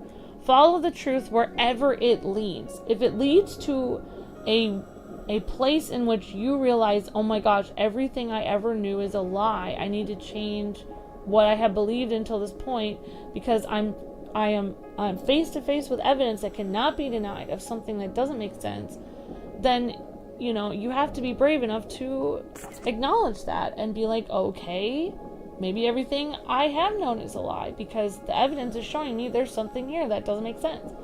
But people can't do that. They can't handle it. They can't. I mean, it's hard, but I mean, scientists really should not be constantly telling people, like they always are constantly telling people, don't worry, you know, there's no such thing as this, there's no such thing as possible, you know. That's what they did with the coelacanth dinosaur fish. Like, that thing was supposed to be extinct like thousands of years ago, and then they discovered it. So who's to say what else was supposed to be, you know, extinct that isn't anymore? So it's, I mean, it's interesting to think about. I'm sorry for my long rant, but you know, like, I really hope people learn, like, I hope young people and old people alike, I hope they learn to not listen, like, the media and a lot of what people say online or Google and, like, everything like this. You know, yeah, I mean, they say some good things, but you also have to realize they have an agenda. They have an agenda to keep people calm. Like, if people are learning and growing and discovering mysteries, they're not going to be calm. If people are learning the truth about things that they didn't know before, that's not going to make anyone calm. It's going to make people excited. It's going to make people interested. It's going to make people change their perspective on life. It's going to make them learn a different way of seeing things, but it certainly won't make people calm. So, like, yeah, a lot of these people, like, they act like, well, why would the government, or why would people online on Google, why would they try to cover things like a fish that's not supposed to exist? Why would they randomly cover that? It doesn't make any sense. It's like, but they cover everything up. It's a whole thing. Like, of course they would, because they're trying to keep you, you know, thinking in a box so that you can't think anything could possibly exist outside of what they tell you is logical. Like, what actually, they're not really telling you what's logical. They're telling you what they're not actually using logic. Exactly like Sons of Gaming said. Sons of Gaming was talking about you can use logic for something that's mysterious. So just because something is out of the ordinary doesn't mean you can't use logic on it. But what they're doing isn't even logical. What they do is they're like, here's what I think people could handle, so we'll just say it's that. You know, you have like a pack of wolves, you know, go over your town and start attacking all these pets. And then randomly the government will give you like a little like thing, and they'll be like, oh, I'm sorry, it was just a couple of squirrels. No need to be alarmed. And it's like, I think we would know the difference between a wolf and a squirrel. Like, they kind of give you an answer based on what they think would be calming and what they think people could handle. But they don't tell you the truth. They tell you, like, as much. If the truth is something they think you can handle, then they'll kind of tell you it. But generally, they don't tell you the truth. They tell you what they think you would like to believe what happened. What they think what would make you feel good thinking happened. You know, it doesn't actually matter what actually happened. It matters what they think you can handle. So yeah. So you have to be careful with these people, because they, you know, you can just see their track record where they constantly say something's impossible, and then they're always proven wrong. Someone always discovers it. Someone always shows, oh, you said this ancient city didn't exist, you know, Troy, actually it's right here. And then they're like, oh, darn it, now we're gonna have to edit this. So yeah, that's how and it's weird, like, I come across people that are just regular people that act like that too, like family and friends, where, you know, you say, oh my gosh, look at this is so cool, wouldn't it be cool if there was something really neat and mysterious down here? And they're just like, you know, you have that family or friend that's like, there's nothing neat or mysterious down there, it's just a lot of goldfish. Like, everyone knows that there's no such thing as, you know, whatever it is. And it's like, okay, fine, you live your life and you do that, you live your life that way, that's fine. But I'm gonna search for truth. I'm gonna have fun in life. I'm gonna try to find mysteries. I'm gonna have my eyes open and think that things could be possible, because I would rather live my life trying to find truth than sit there and be, you're right, I shouldn't look for anything, I shouldn't ever try to find the truth. You're right, I should just sit here and do whatever everyone tells me. That's better. But it's not better, because it makes your spirit, like, die. It makes you feel like, as a human being, our whole point of existence is to explore, to learn new things, to discover the truth, to be creative. When you do what everyone tells you to do, and you just accept whatever they tell you is probably the reality, then your spirit dies. You lose part of your soul. You lose part of who you are. You should never be afraid to search for truth. no matter where it leads. That's what you're supposed to do, because it makes you feel alive doing that. It makes you feel like, you know, it's like why you're put on Earth, to like explore and learn everything there is to know. That's what I think anyway.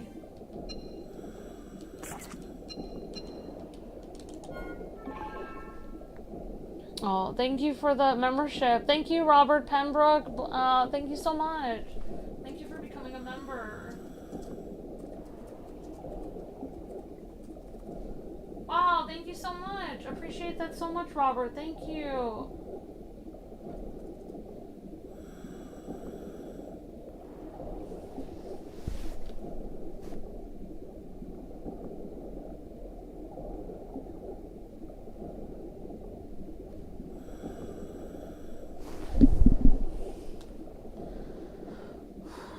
Yeah, exactly. Loch Ness is connected to the ocean, and with that alone, it's possible. Definitely. Thank you so much, Robert. Yeah, exactly, Geeky. Yep, I'd rather be open-minded than be a victim to trust what other people may think. Exactly, Geeky. Yeah, it's like you're put on the earth as a human being. You're supposed to explore. You're supposed to learn truth. You're supposed to figure out, why am I here? What makes me feel happy? What makes me feel like I'm learning about the truth of everything that's going on the planet? And then people tell you, you should just, relax and watch the news and, go to your job 9 to 5 and don't worry about all this stuff. Why are you worried about it? It's like, well, because I only have one life here, so I might as well live it to the fullest and explore and learn everything I can and try to find the truth as much as I can, because because when humans try to find the truth of a matter, it makes their spirit, it does something to their spirit and their soul. It makes their soul, it just gives them life, and when you get stifled and you're told what to think and what to say and what to believe, you get part of that life taken away. It's draining, and you don't, your whole purpose, humans are supposed to be free, not just free free meaning no one's oppressing you and holding you against your will and forcing you to labor, but also you should be free to believe what you want to believe, and you should be able to be free to have your own opinions and your own beliefs about things. You should be able to be free to freedom of thought and freedom of what you want to explore and learn about and stuff. So yeah, it helps you become free to not be put in a box, what people tell you to believe. It makes you feel it's almost like the purpose of life, just to keep learning, keep discovering more and more truth.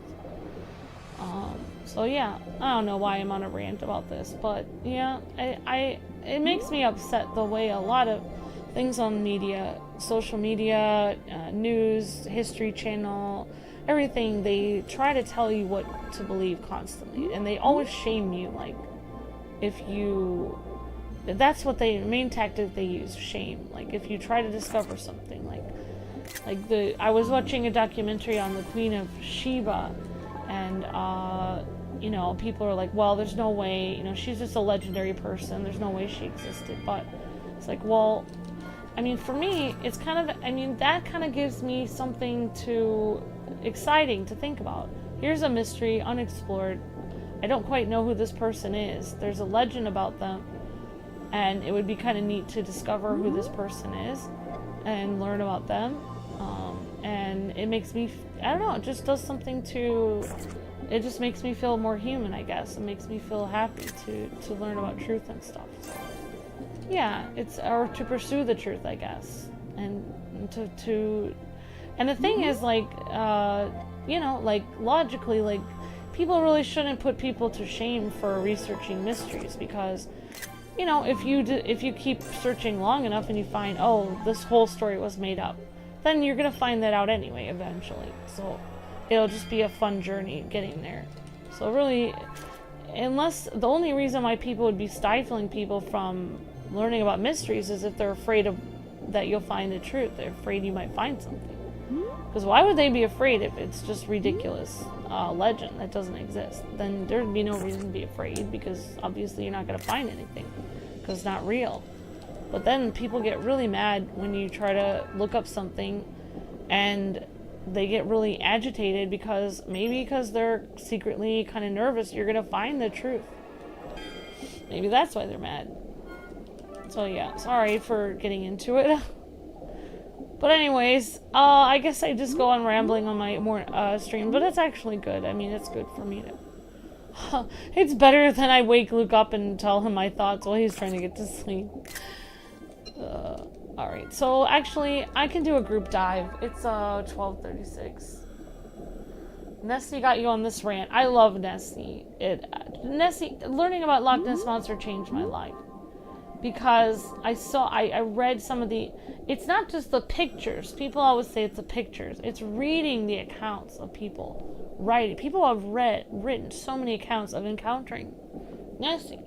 And when you read it, it doesn't seem made up. It feels like these people are writing like something about what they've seen, and it's, you know, it's terrifying, and I found that really interesting because, you know, like it changed me, because it's like you only need one. It's like you live in like it's like you're in the Pirates of the Caribbean.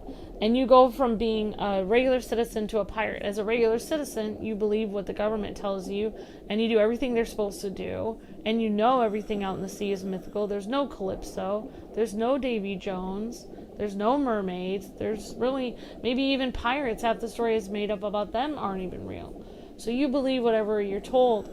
Then you become a pirate, and your eyes are like kind of open, and you realize, oh my gosh, like, not that pirates are good, but you get on the open seas and you're out on your own on a boat, and all these things happen to you. You know, the sirens come up to you, and you see Davy Jones' ship, and you don't think it's real, and then it is. It's right in front of you. You can't unsee it.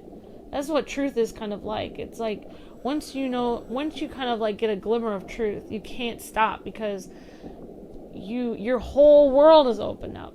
Like how, you know, what's his name, the pirate, oh my gosh, Jack Sparrow says the world is getting smaller when he was like forced to not, when pirates and the sea and the open seas was dwindling, he said the world is getting smaller. I think he meant the world is getting smaller, not just, you know, he has less time to be on the sea, but his world of imagination and exploration and wonder and like the possibilities of what life is like are getting smaller. You know, like anything is possible when you're a pirate on the open seas. Anything could happen. You could fight a kraken. You could get in a, you know, thing with mermaids. You could meet Davy Jones. You could meet, you know, huge eels. I don't know, whatever it could happen. You could meet, you know, a legendary island that no one knows exists. Anything is possible. And then when you're back on land, it's not possible anymore. You're thinking like a normal person again. Like you're doing your day-to-day thing. I kind of feel like for me, Loch Ness Monster was one of those triggers that open up like almost like the truth of like, oh my gosh, other things than what I've told to believe are possibly real. Things that everyone tells me is not true. It's possible that they don't, like, you don't have to be mad at people, but you can kind of realize they don't understand. Like your family and friends that are like, yeah, you're kind of crazy for looking this up. They don't understand that they're actually the ones that are a little bit crazy, because they're believing everything people are telling them, and they're not even thinking that something could be outside what is told to them at face value. They're looking at the world in a completely different perspective, a perspective in which everything is in its place and everything is easily explainable, and there's nothing out of the ordinary, and there's nothing shocking or weird or wonderful in the world. But the problem is that there is weird and wonderful things in the world. They're not, that, you know, it's like people just don't want you to know about them. There is weird and wonderful things. I believe there has to be. Otherwise, if there wasn't weird and wonderful things that are undiscovered, I just wouldn't feel like life would be worth living, because that's what really makes me feel happy, thinking about that. Imagining what could be out there. So that's what I think, anyways.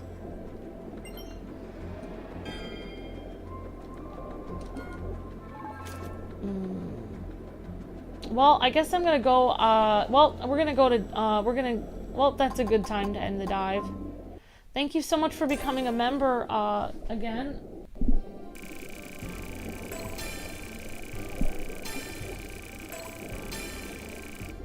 Absolutely. Thank you, Alpha.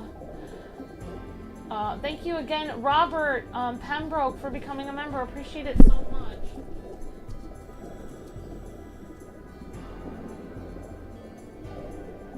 Mysteries come from something in history, exist for a reason. Exactly, Sons of Gaming. It's like they have a weird perspective on life that, you know, somebody in history, like a historian or you know, a general in the Roman army, or a monk, or, you know, a villager, or anything will, or a king, or an army of people will see this phenomenon happening in front of them. Like maybe they'll see an army of pandas and they'll write it down, and and years later we'll look at the history book and say, well, there's no way pandas would roam in an army like that. I mean, that's impossible. But it's like, well, why did they write it down then? Like, you're closing yourself off so much to the possibility of something that could happen by people dismiss things that are written by people in legend and history. And you're closing yourself off to what could have actually happened. Maybe it wasn't quite an army, maybe they over-exaggerated, but something obviously happened for them to write it down. Like, so that's how I feel. It's like, well, okay, maybe they could have exaggerated, but at the same time, why did they take time to write it down? Like, there had to be a reason. Yeah, exactly, Sons of Gaming, yeah. Especially when you get multiple reports of the same thing from different countries and different people at that time, and you have many people talking about it in history, or the legend comes from many different areas, then you wonder, like, well, why is this legend the same in every area? That's weird. That's a weird coincidence. Alright, so let's see, alright, so we did the ominous discovery. Oh my gosh, we are really close on this one. So 2,756. So we are 450 away. 450 fish away. Okay, so I'm gonna do a, I guess we could do an event dive. I don't know. Okay, so I guess I'll do an event dive. Okay, so I'm gonna do an event dive. Oh, thank you, Wolvie. That's pretty sweet. It comes and goes. I think I might be a legendary person, because I just don't seem to think like a human being. Not that I'm not a human being, it's just that I just randomly get on a topic and I'll just randomly, like, talk about something, and then it's like, well, that happened. I guess I needed to say something. Thank you guys for listening. See, I needed to say that. I needed to say it. Whether I said it to Luke at 2 a.m. while he's half awake, or whether I said it in my live stream. It just needed to come out. Your scanner will also flash orange when you're getting close to one of the targets. Good luck.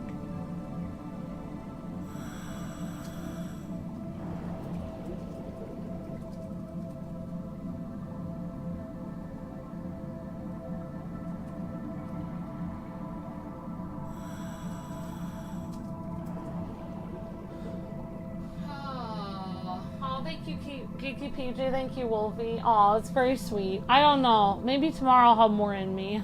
I think I stopped myself while I'm ahead. Otherwise, I'll start getting weird. We don't want to get into aliens. Although, some people do believe that octopus are actually aliens. I've heard that so many times, and they keep talking about that on, like, scientific articles.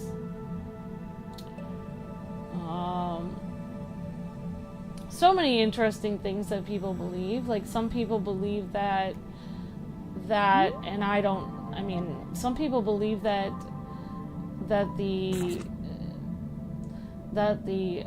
sky is actually more like water, like a sea, which I don't know. I mean, I don't really know. There's so many things. Like, I like to learn. I guess I like to learn about what people.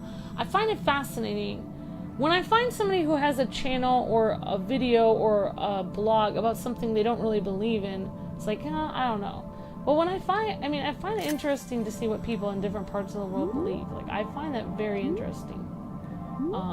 Like, whether or not it's true, it is interesting to think about. Like, if space was really like water instead of space, I wonder what that would be like. It's kind of interesting. Would there be space creatures swimming in it? That's why in sci-fi you get people, like sometimes I've seen in some sci-fi movies where you have space creatures swimming in like space, like almost space whales. I've seen them in like some sci-fi stuff, and I think, oh, that's probably because of that weird, interesting thing where people think the space is like an ocean. Well, we're on a shared dive. If anyone wants to join me. Start getting weird. This is me getting weird. No, I can't get weird because my weird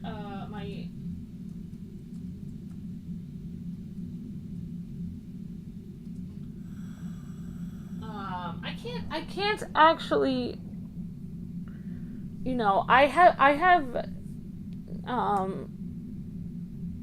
yeah, I think a easy way to explain why I have a cutoff for what I talk about and what I don't is that there are certain things I think when I have researched things that go bump in the night, really bad things start happening to me, and so I don't research those things anymore. But I do have an opinion on some of those things, but I don't research them because you know, I feel they're more powerful than me, so I, you know, don't mess with it anymore. So that's as weird as I'm gonna say about it. Yeah, so I won't really get into that, but I do like talking about the ocean and animals and stuff. I do limit like what I look up as I get older, because I think there are some things that are scary, you know, in the world that you don't want to look up too much, if that makes sense. But once in a while you can hint at them. But yeah, sorry. So that would probably be me getting weird.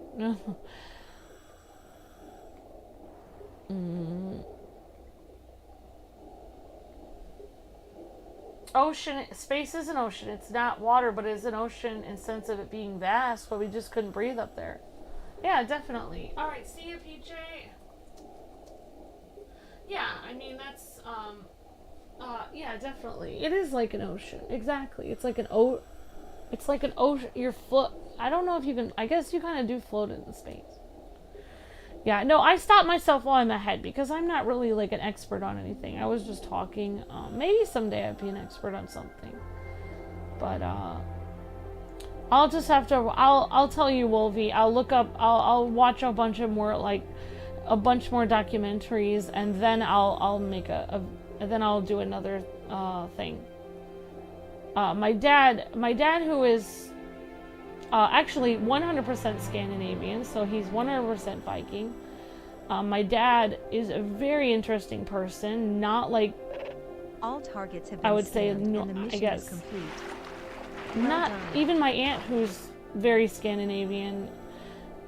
She talked to me about this phenomenon about people that are Scandinavian, that we act different than other people. A very large source of strange biometric signs. And one of the things that we do is sending drone footage. We like to learn, like insatiable thirst for learning. So my dad, who is, you know, probably 100%, you know, Viking blood, he this footage shows the area in oh question. wow, this is beautiful. Look Birds at all these appear fish to be here. flying in, and the source of the biometric signs is descending. Oh, a bird! A large species of bird flew in from the surface. Could this be Oh, the we got a new we've been creature here. detecting? Is it the leader of the flock?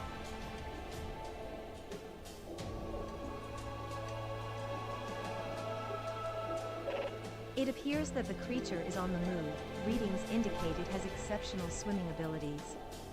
We need to collect additional data on it. Get close and try to scan it.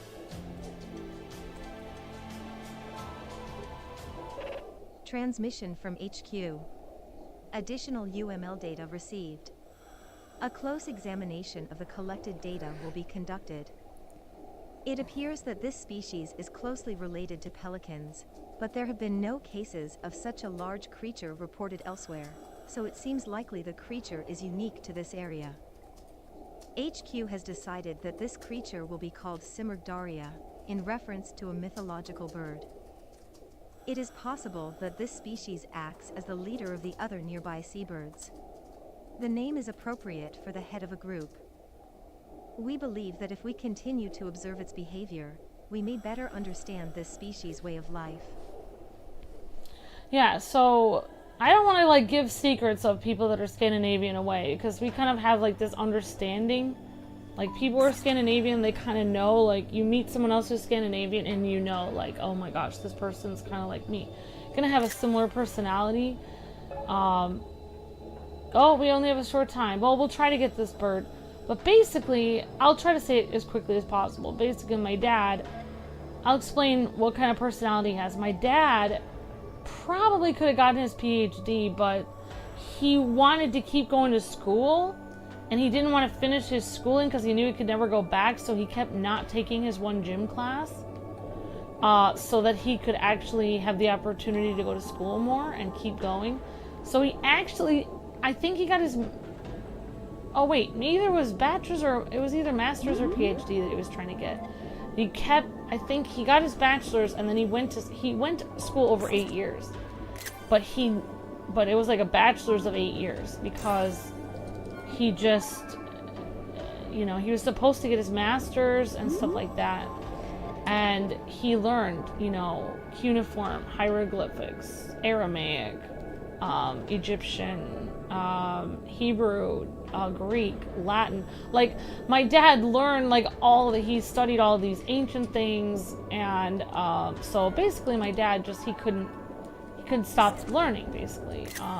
That's kind of the problem Scandinavians have, Vikings have. We can't stop learning. It's actually a problem. Like, I get anxious when I'm not watching a documentary. That's how kind of messed up I am.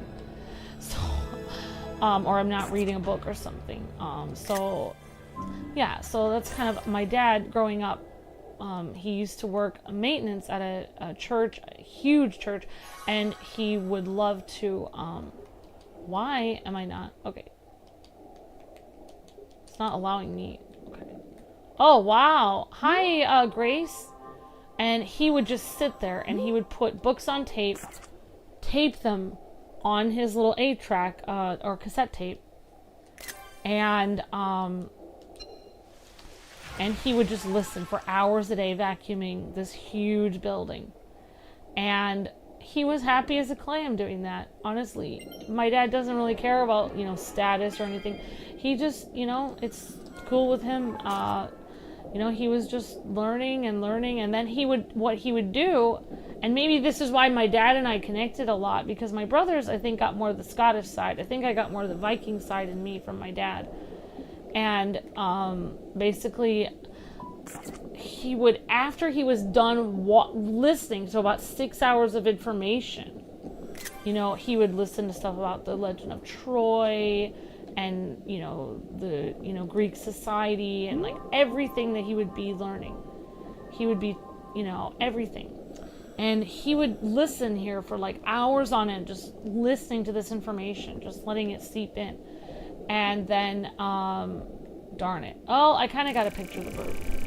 And then after that, I would visit him. Like, I would get in the car and I'd be practicing my piano, and he'd bring me to his work, because there was a piano there in the big church, and that's where I got to practice my piano. And then when I was done, like, we'd have a lunch break. My dad would have like a bologna sandwich, That was his favorite. And we would sit there and talk, and he would tell me everything that he learned because it helped him remember it. And also he just like, you know, telling people, and my brothers wouldn't really sit there and listen, and I loved it. My dad would be telling me the history of all these civilizations when I was, you know, a little kid eating my bologna sandwich, and he and I were these two Vikings sitting here in this world of normal people around us, and I loved it. It was great. I would just go with my dad. My dad would just be like, I need to get milk. I would jump in the car, go with my dad, and I would just listen. He would just talk to me about stuff. He would talk to me about everything, like anything that was on his mind. He would just start talking, and it would always be tremendous amount of information and wisdom. Like, he would just start giving a, you know, basically college level lecture about something randomly without even thinking about it, just talking to me. And that was my dad. Like, my dad probably should have been like a really famous college professor or something, but you know, it's all right. Birds are basically nature's planes. There you go, Mikey. But yeah, like that. Vikings love to learn. My aunt is a part Norwegian, and she has the same thing where not only do Vikings people, like Scandinavian people, love to learn, but also many Scandinavian people have certain characteristics that you can tell they're Scandinavian without even looking at them. Because, you know, there are other people besides Scandinavians that are blonde. But when you meet a Scandinavian, and not all Scandinavians are blonde either, you know, some of them have brown or red hair, but when you meet a Scandinavian person, many times they have that thing. There's a thing. It's a book that was written about it. It describes it as a feeling they have inside of themselves. Like, that they... Basically, Scandinavian people, they take a step back from things. Like, say they're in a group. So you have a Viking person, and you're in a group of people, and you want to find the best team leader, and say the Scandinavian person or the Norwegian person in your group, they know that they know more about the subject than anyone else in the group. They can see it because, you know, Vikings love to learn, so chances are they are going to know the most information because they just love learning. But, you know, there's other people in the group that are more outspoken, and they're saying, I'm the best, I can do this, I'm great at this, I should be the leader. So Scandinavian people in general, we have this way of stepping back. We step back. We let that person lead, and we kind of step back in the shadows, and when they need help, we give them the answer. Like, oh yeah, actually no, this is actually the Greenland shark. It's found in, you know, Iceland. Just, oh, no problem. And so, like, we have like a way of like leading from the background, where other people, they step forward. Scandinavian people generally step back. That's just our personality. That's just how we act. It's every Scandinavian person I met, they act that way. And, you know, but when it, you know, if we would have to be in a battle or something when the time came for it, yeah, we'd be, because we over prepare for everything. So we would definitely be ready. We would be more than ready. People wouldn't think that we're ready. People wouldn't think we're ready to get on the boat and go, you know, pillaging, but we would be. We're much more ready than we appear. We prepare much more than people think we are. We're much more ready for things than people imagine that we are. Because I think Vikings, we depend on ourselves, you know, up there in the colder northern region. There's nobody there to help you. Depend on yourself. So you want to make sure that you learn more than everyone else, that you're prepared more than everyone else, and that, you know, when the time comes, you're ready, you know. Yeah, so that's kind of what we're like. Let's see. I guess we'll do another shared dive because perhaps my dad ran his hand on an ancient rune artifact that gave him possession. Haha, your dad, just to have him dive into his mind more and learnings and discoveries. Definitely Wolvie Daddy. Well, I think that every person, I'm a very spiritual person. I believe that every person is put on this planet for something much more than appears. And I think we have human potential of learning and understanding things that are much more than we can even imagine. And we probably already do use our spiritual gifts and our ways of interacting with people more than we even know. We probably already do subconsciously use why we're here on earth. Like when you sit down next to your grandma and you're just sitting next to her and it's peaceful and she's glad you're there, you're kind of using a spiritual gift there because you're making your grandma feel comfortable. You're just there for her and she feels happy you're next to her. That's like a spiritual connection between two people, and it cannot be explained with science or anything. And we do so much as human beings. We have such strong connections, emotional and spiritual, with people that we are not even comprehending. We're already, that's why people like say like in the chat, oh my gosh, I never help anyone. I'm not, it's like just you existing and being in the world and interacting with your friends and family, you're doing so much for people. You don't even realize it. You're like, our human beings are so amazingly complex. Like all of them, not every person. Like, and like I was saying, like I feel like for me, like I learned about Scandinavians being a certain way, but every people group, every ethnicity on the planet has like a really powerful like superpower that they are really good at this or that, and nobody else can touch them in that area.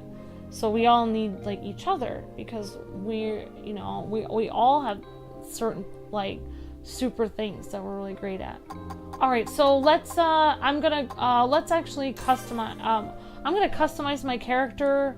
You know what? We're gonna do the story because I've just been talking, and this has been like for some people it's been like, oh, this is cool, and for 90% of people they're like, wow, Luke, your wife is weird. I've seen comments like, wow, Amber really ruined this channel. Can you please get her off the channel? But you know what? I am weird. I am strange, but I can't be anyone but myself. So I don't have any choice, unfortunately. Sorry. Whatever caused that flash should be around here.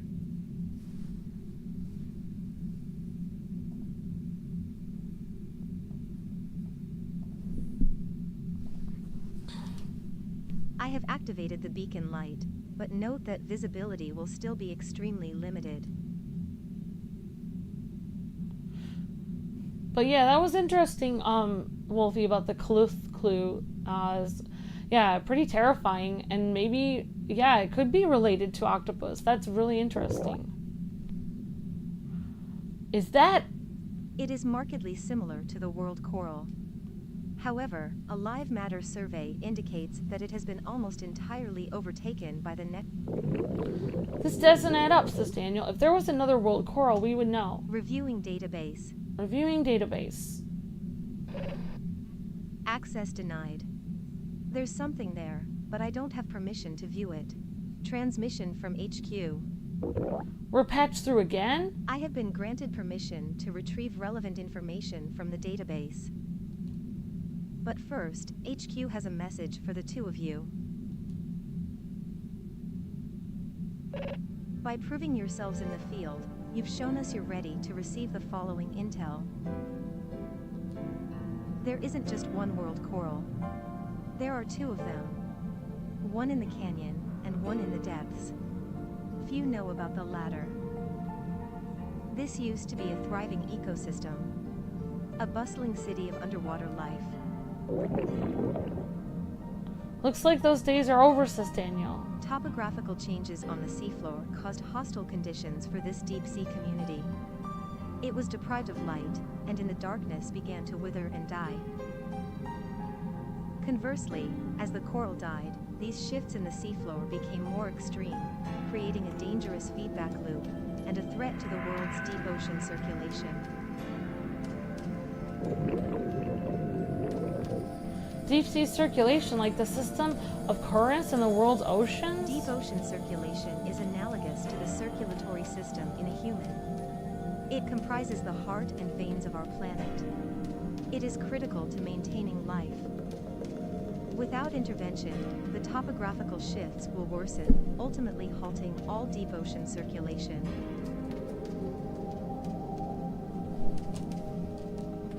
In that scenario, we forecast cascading ecological impacts, ending with a total extinction event. The loss of all life. No way. Absolute bunk. I think it's true, Daniel. We have run countless simulations. All of them end with the same result.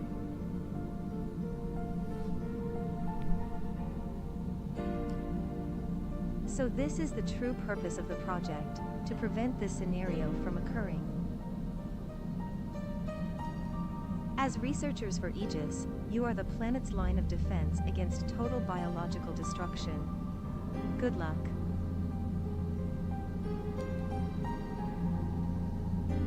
Transmission ended.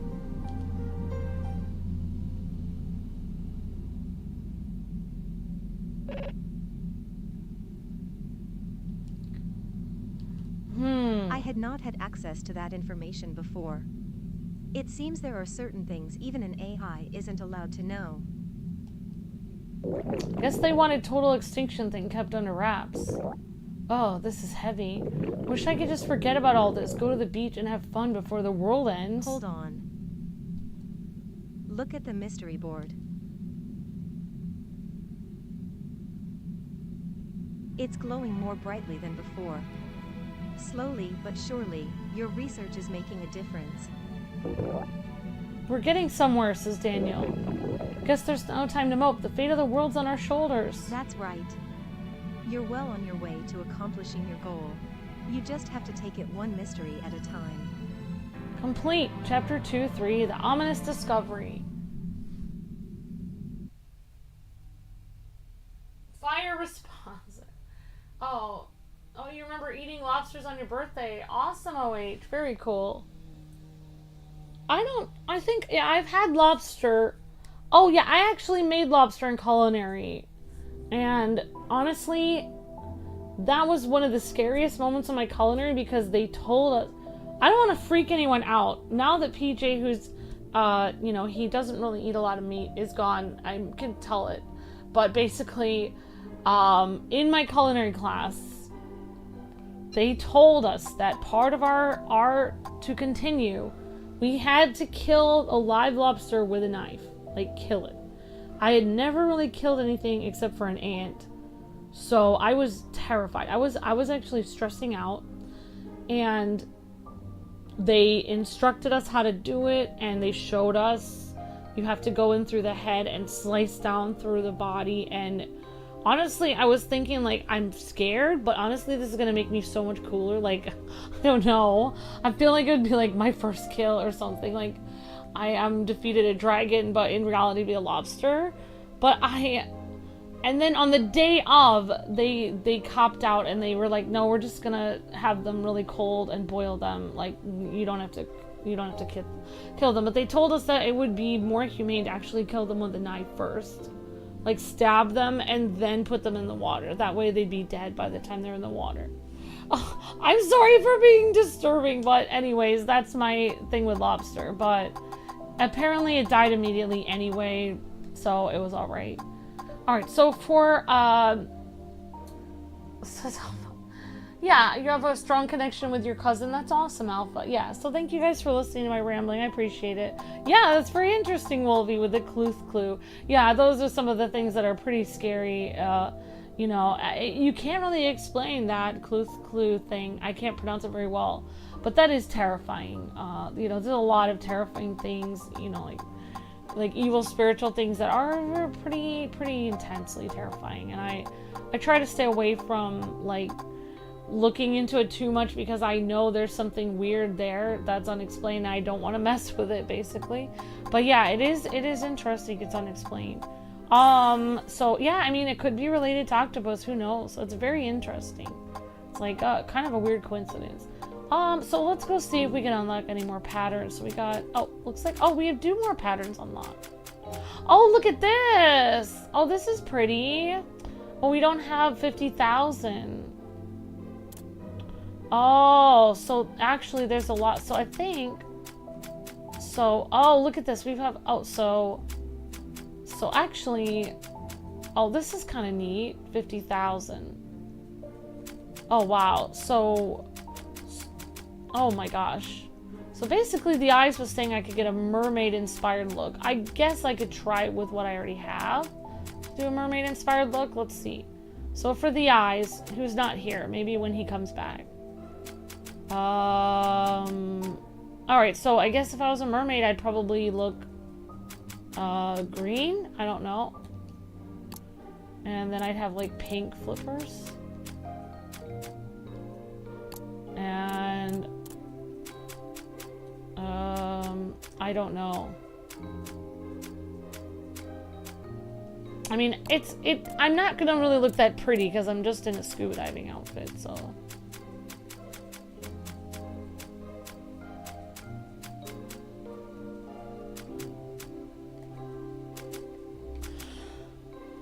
All right, so, I mean, that's as mermaid as I'm gonna be.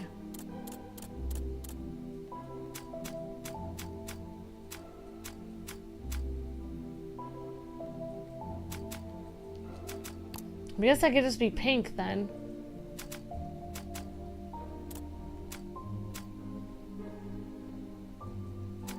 Alright, and I guess we could do a dive for those birds. I feel like we've done a lot today.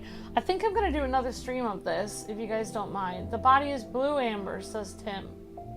Oh, my body was blue. Oh, my character's... Are you ready for King and Queen tournament on Monday night? Raw? I think so, Haseen. I don't know if I have any way of watching that, but I could try to. Thank you guys for listening to me, Sons of Gaming and Alpha and Mage Wolf and Wolfie. Very cool, guys. Thank you so much for being so kind to me. Alright, so we're gonna try a mermaid themed body. Honestly, we could do blue. This is green. This is green. We could do our tail as green. I mean, this would be like a mermaid-inspired look. I kind of would prefer blue, though, but... Oh, so I guess we're kind of mermaidy. And then other thing we can do is we can, I'm actually going to remove that sticker. So we can actually make a little... we can put a little tail emote somewhere.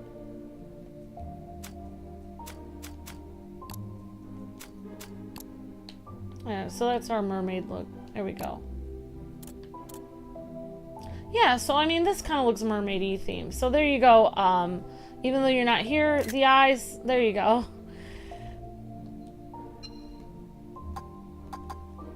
And there's our new emotes unlocked. So we've got a lot of these available. There we go. We've got this emote. Cute. I wonder if there's like a mermaid emote there. So this one is cute. I'm kind of trying to... That's kind of cute. I don't know if I should get this because it's gonna take all my points. I'll think about it. I'll think about it.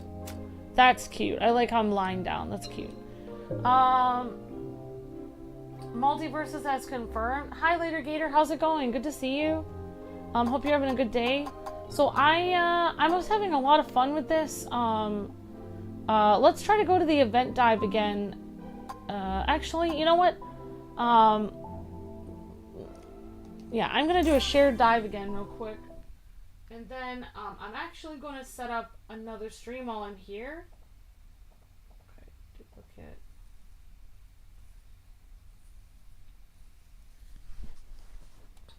I'm gonna do a stream after this. I'm gonna take a half-an-hour break and we're gonna do more stuff. Because we need our mythical creature poll.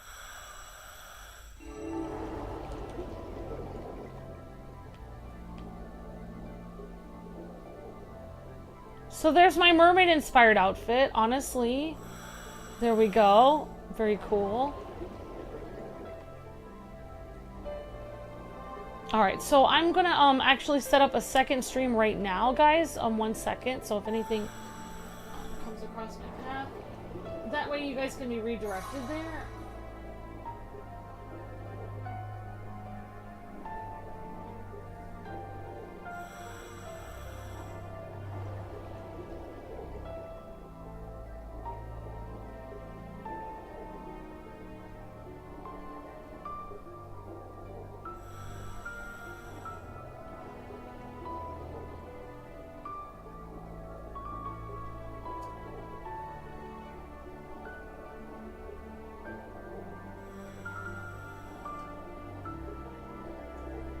Yeah, I mean, maybe my dad did. Maybe he did put his hand on like an ancient Viking axe or something, haha, and then he was able to spout all the information. I know what you mean, Wolvie. Yep, exactly.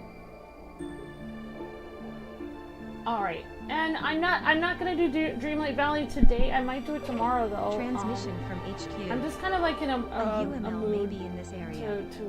To locate it, please to scan the other anomalous creatures marked on your map with orange circles. Your scanner will also flash orange when you're getting close to one of the targets. Good luck.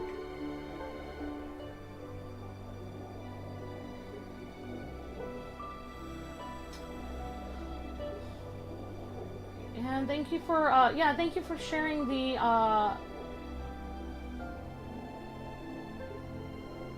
thanks for sharing the short there, Mage Wolf. Appreciate that.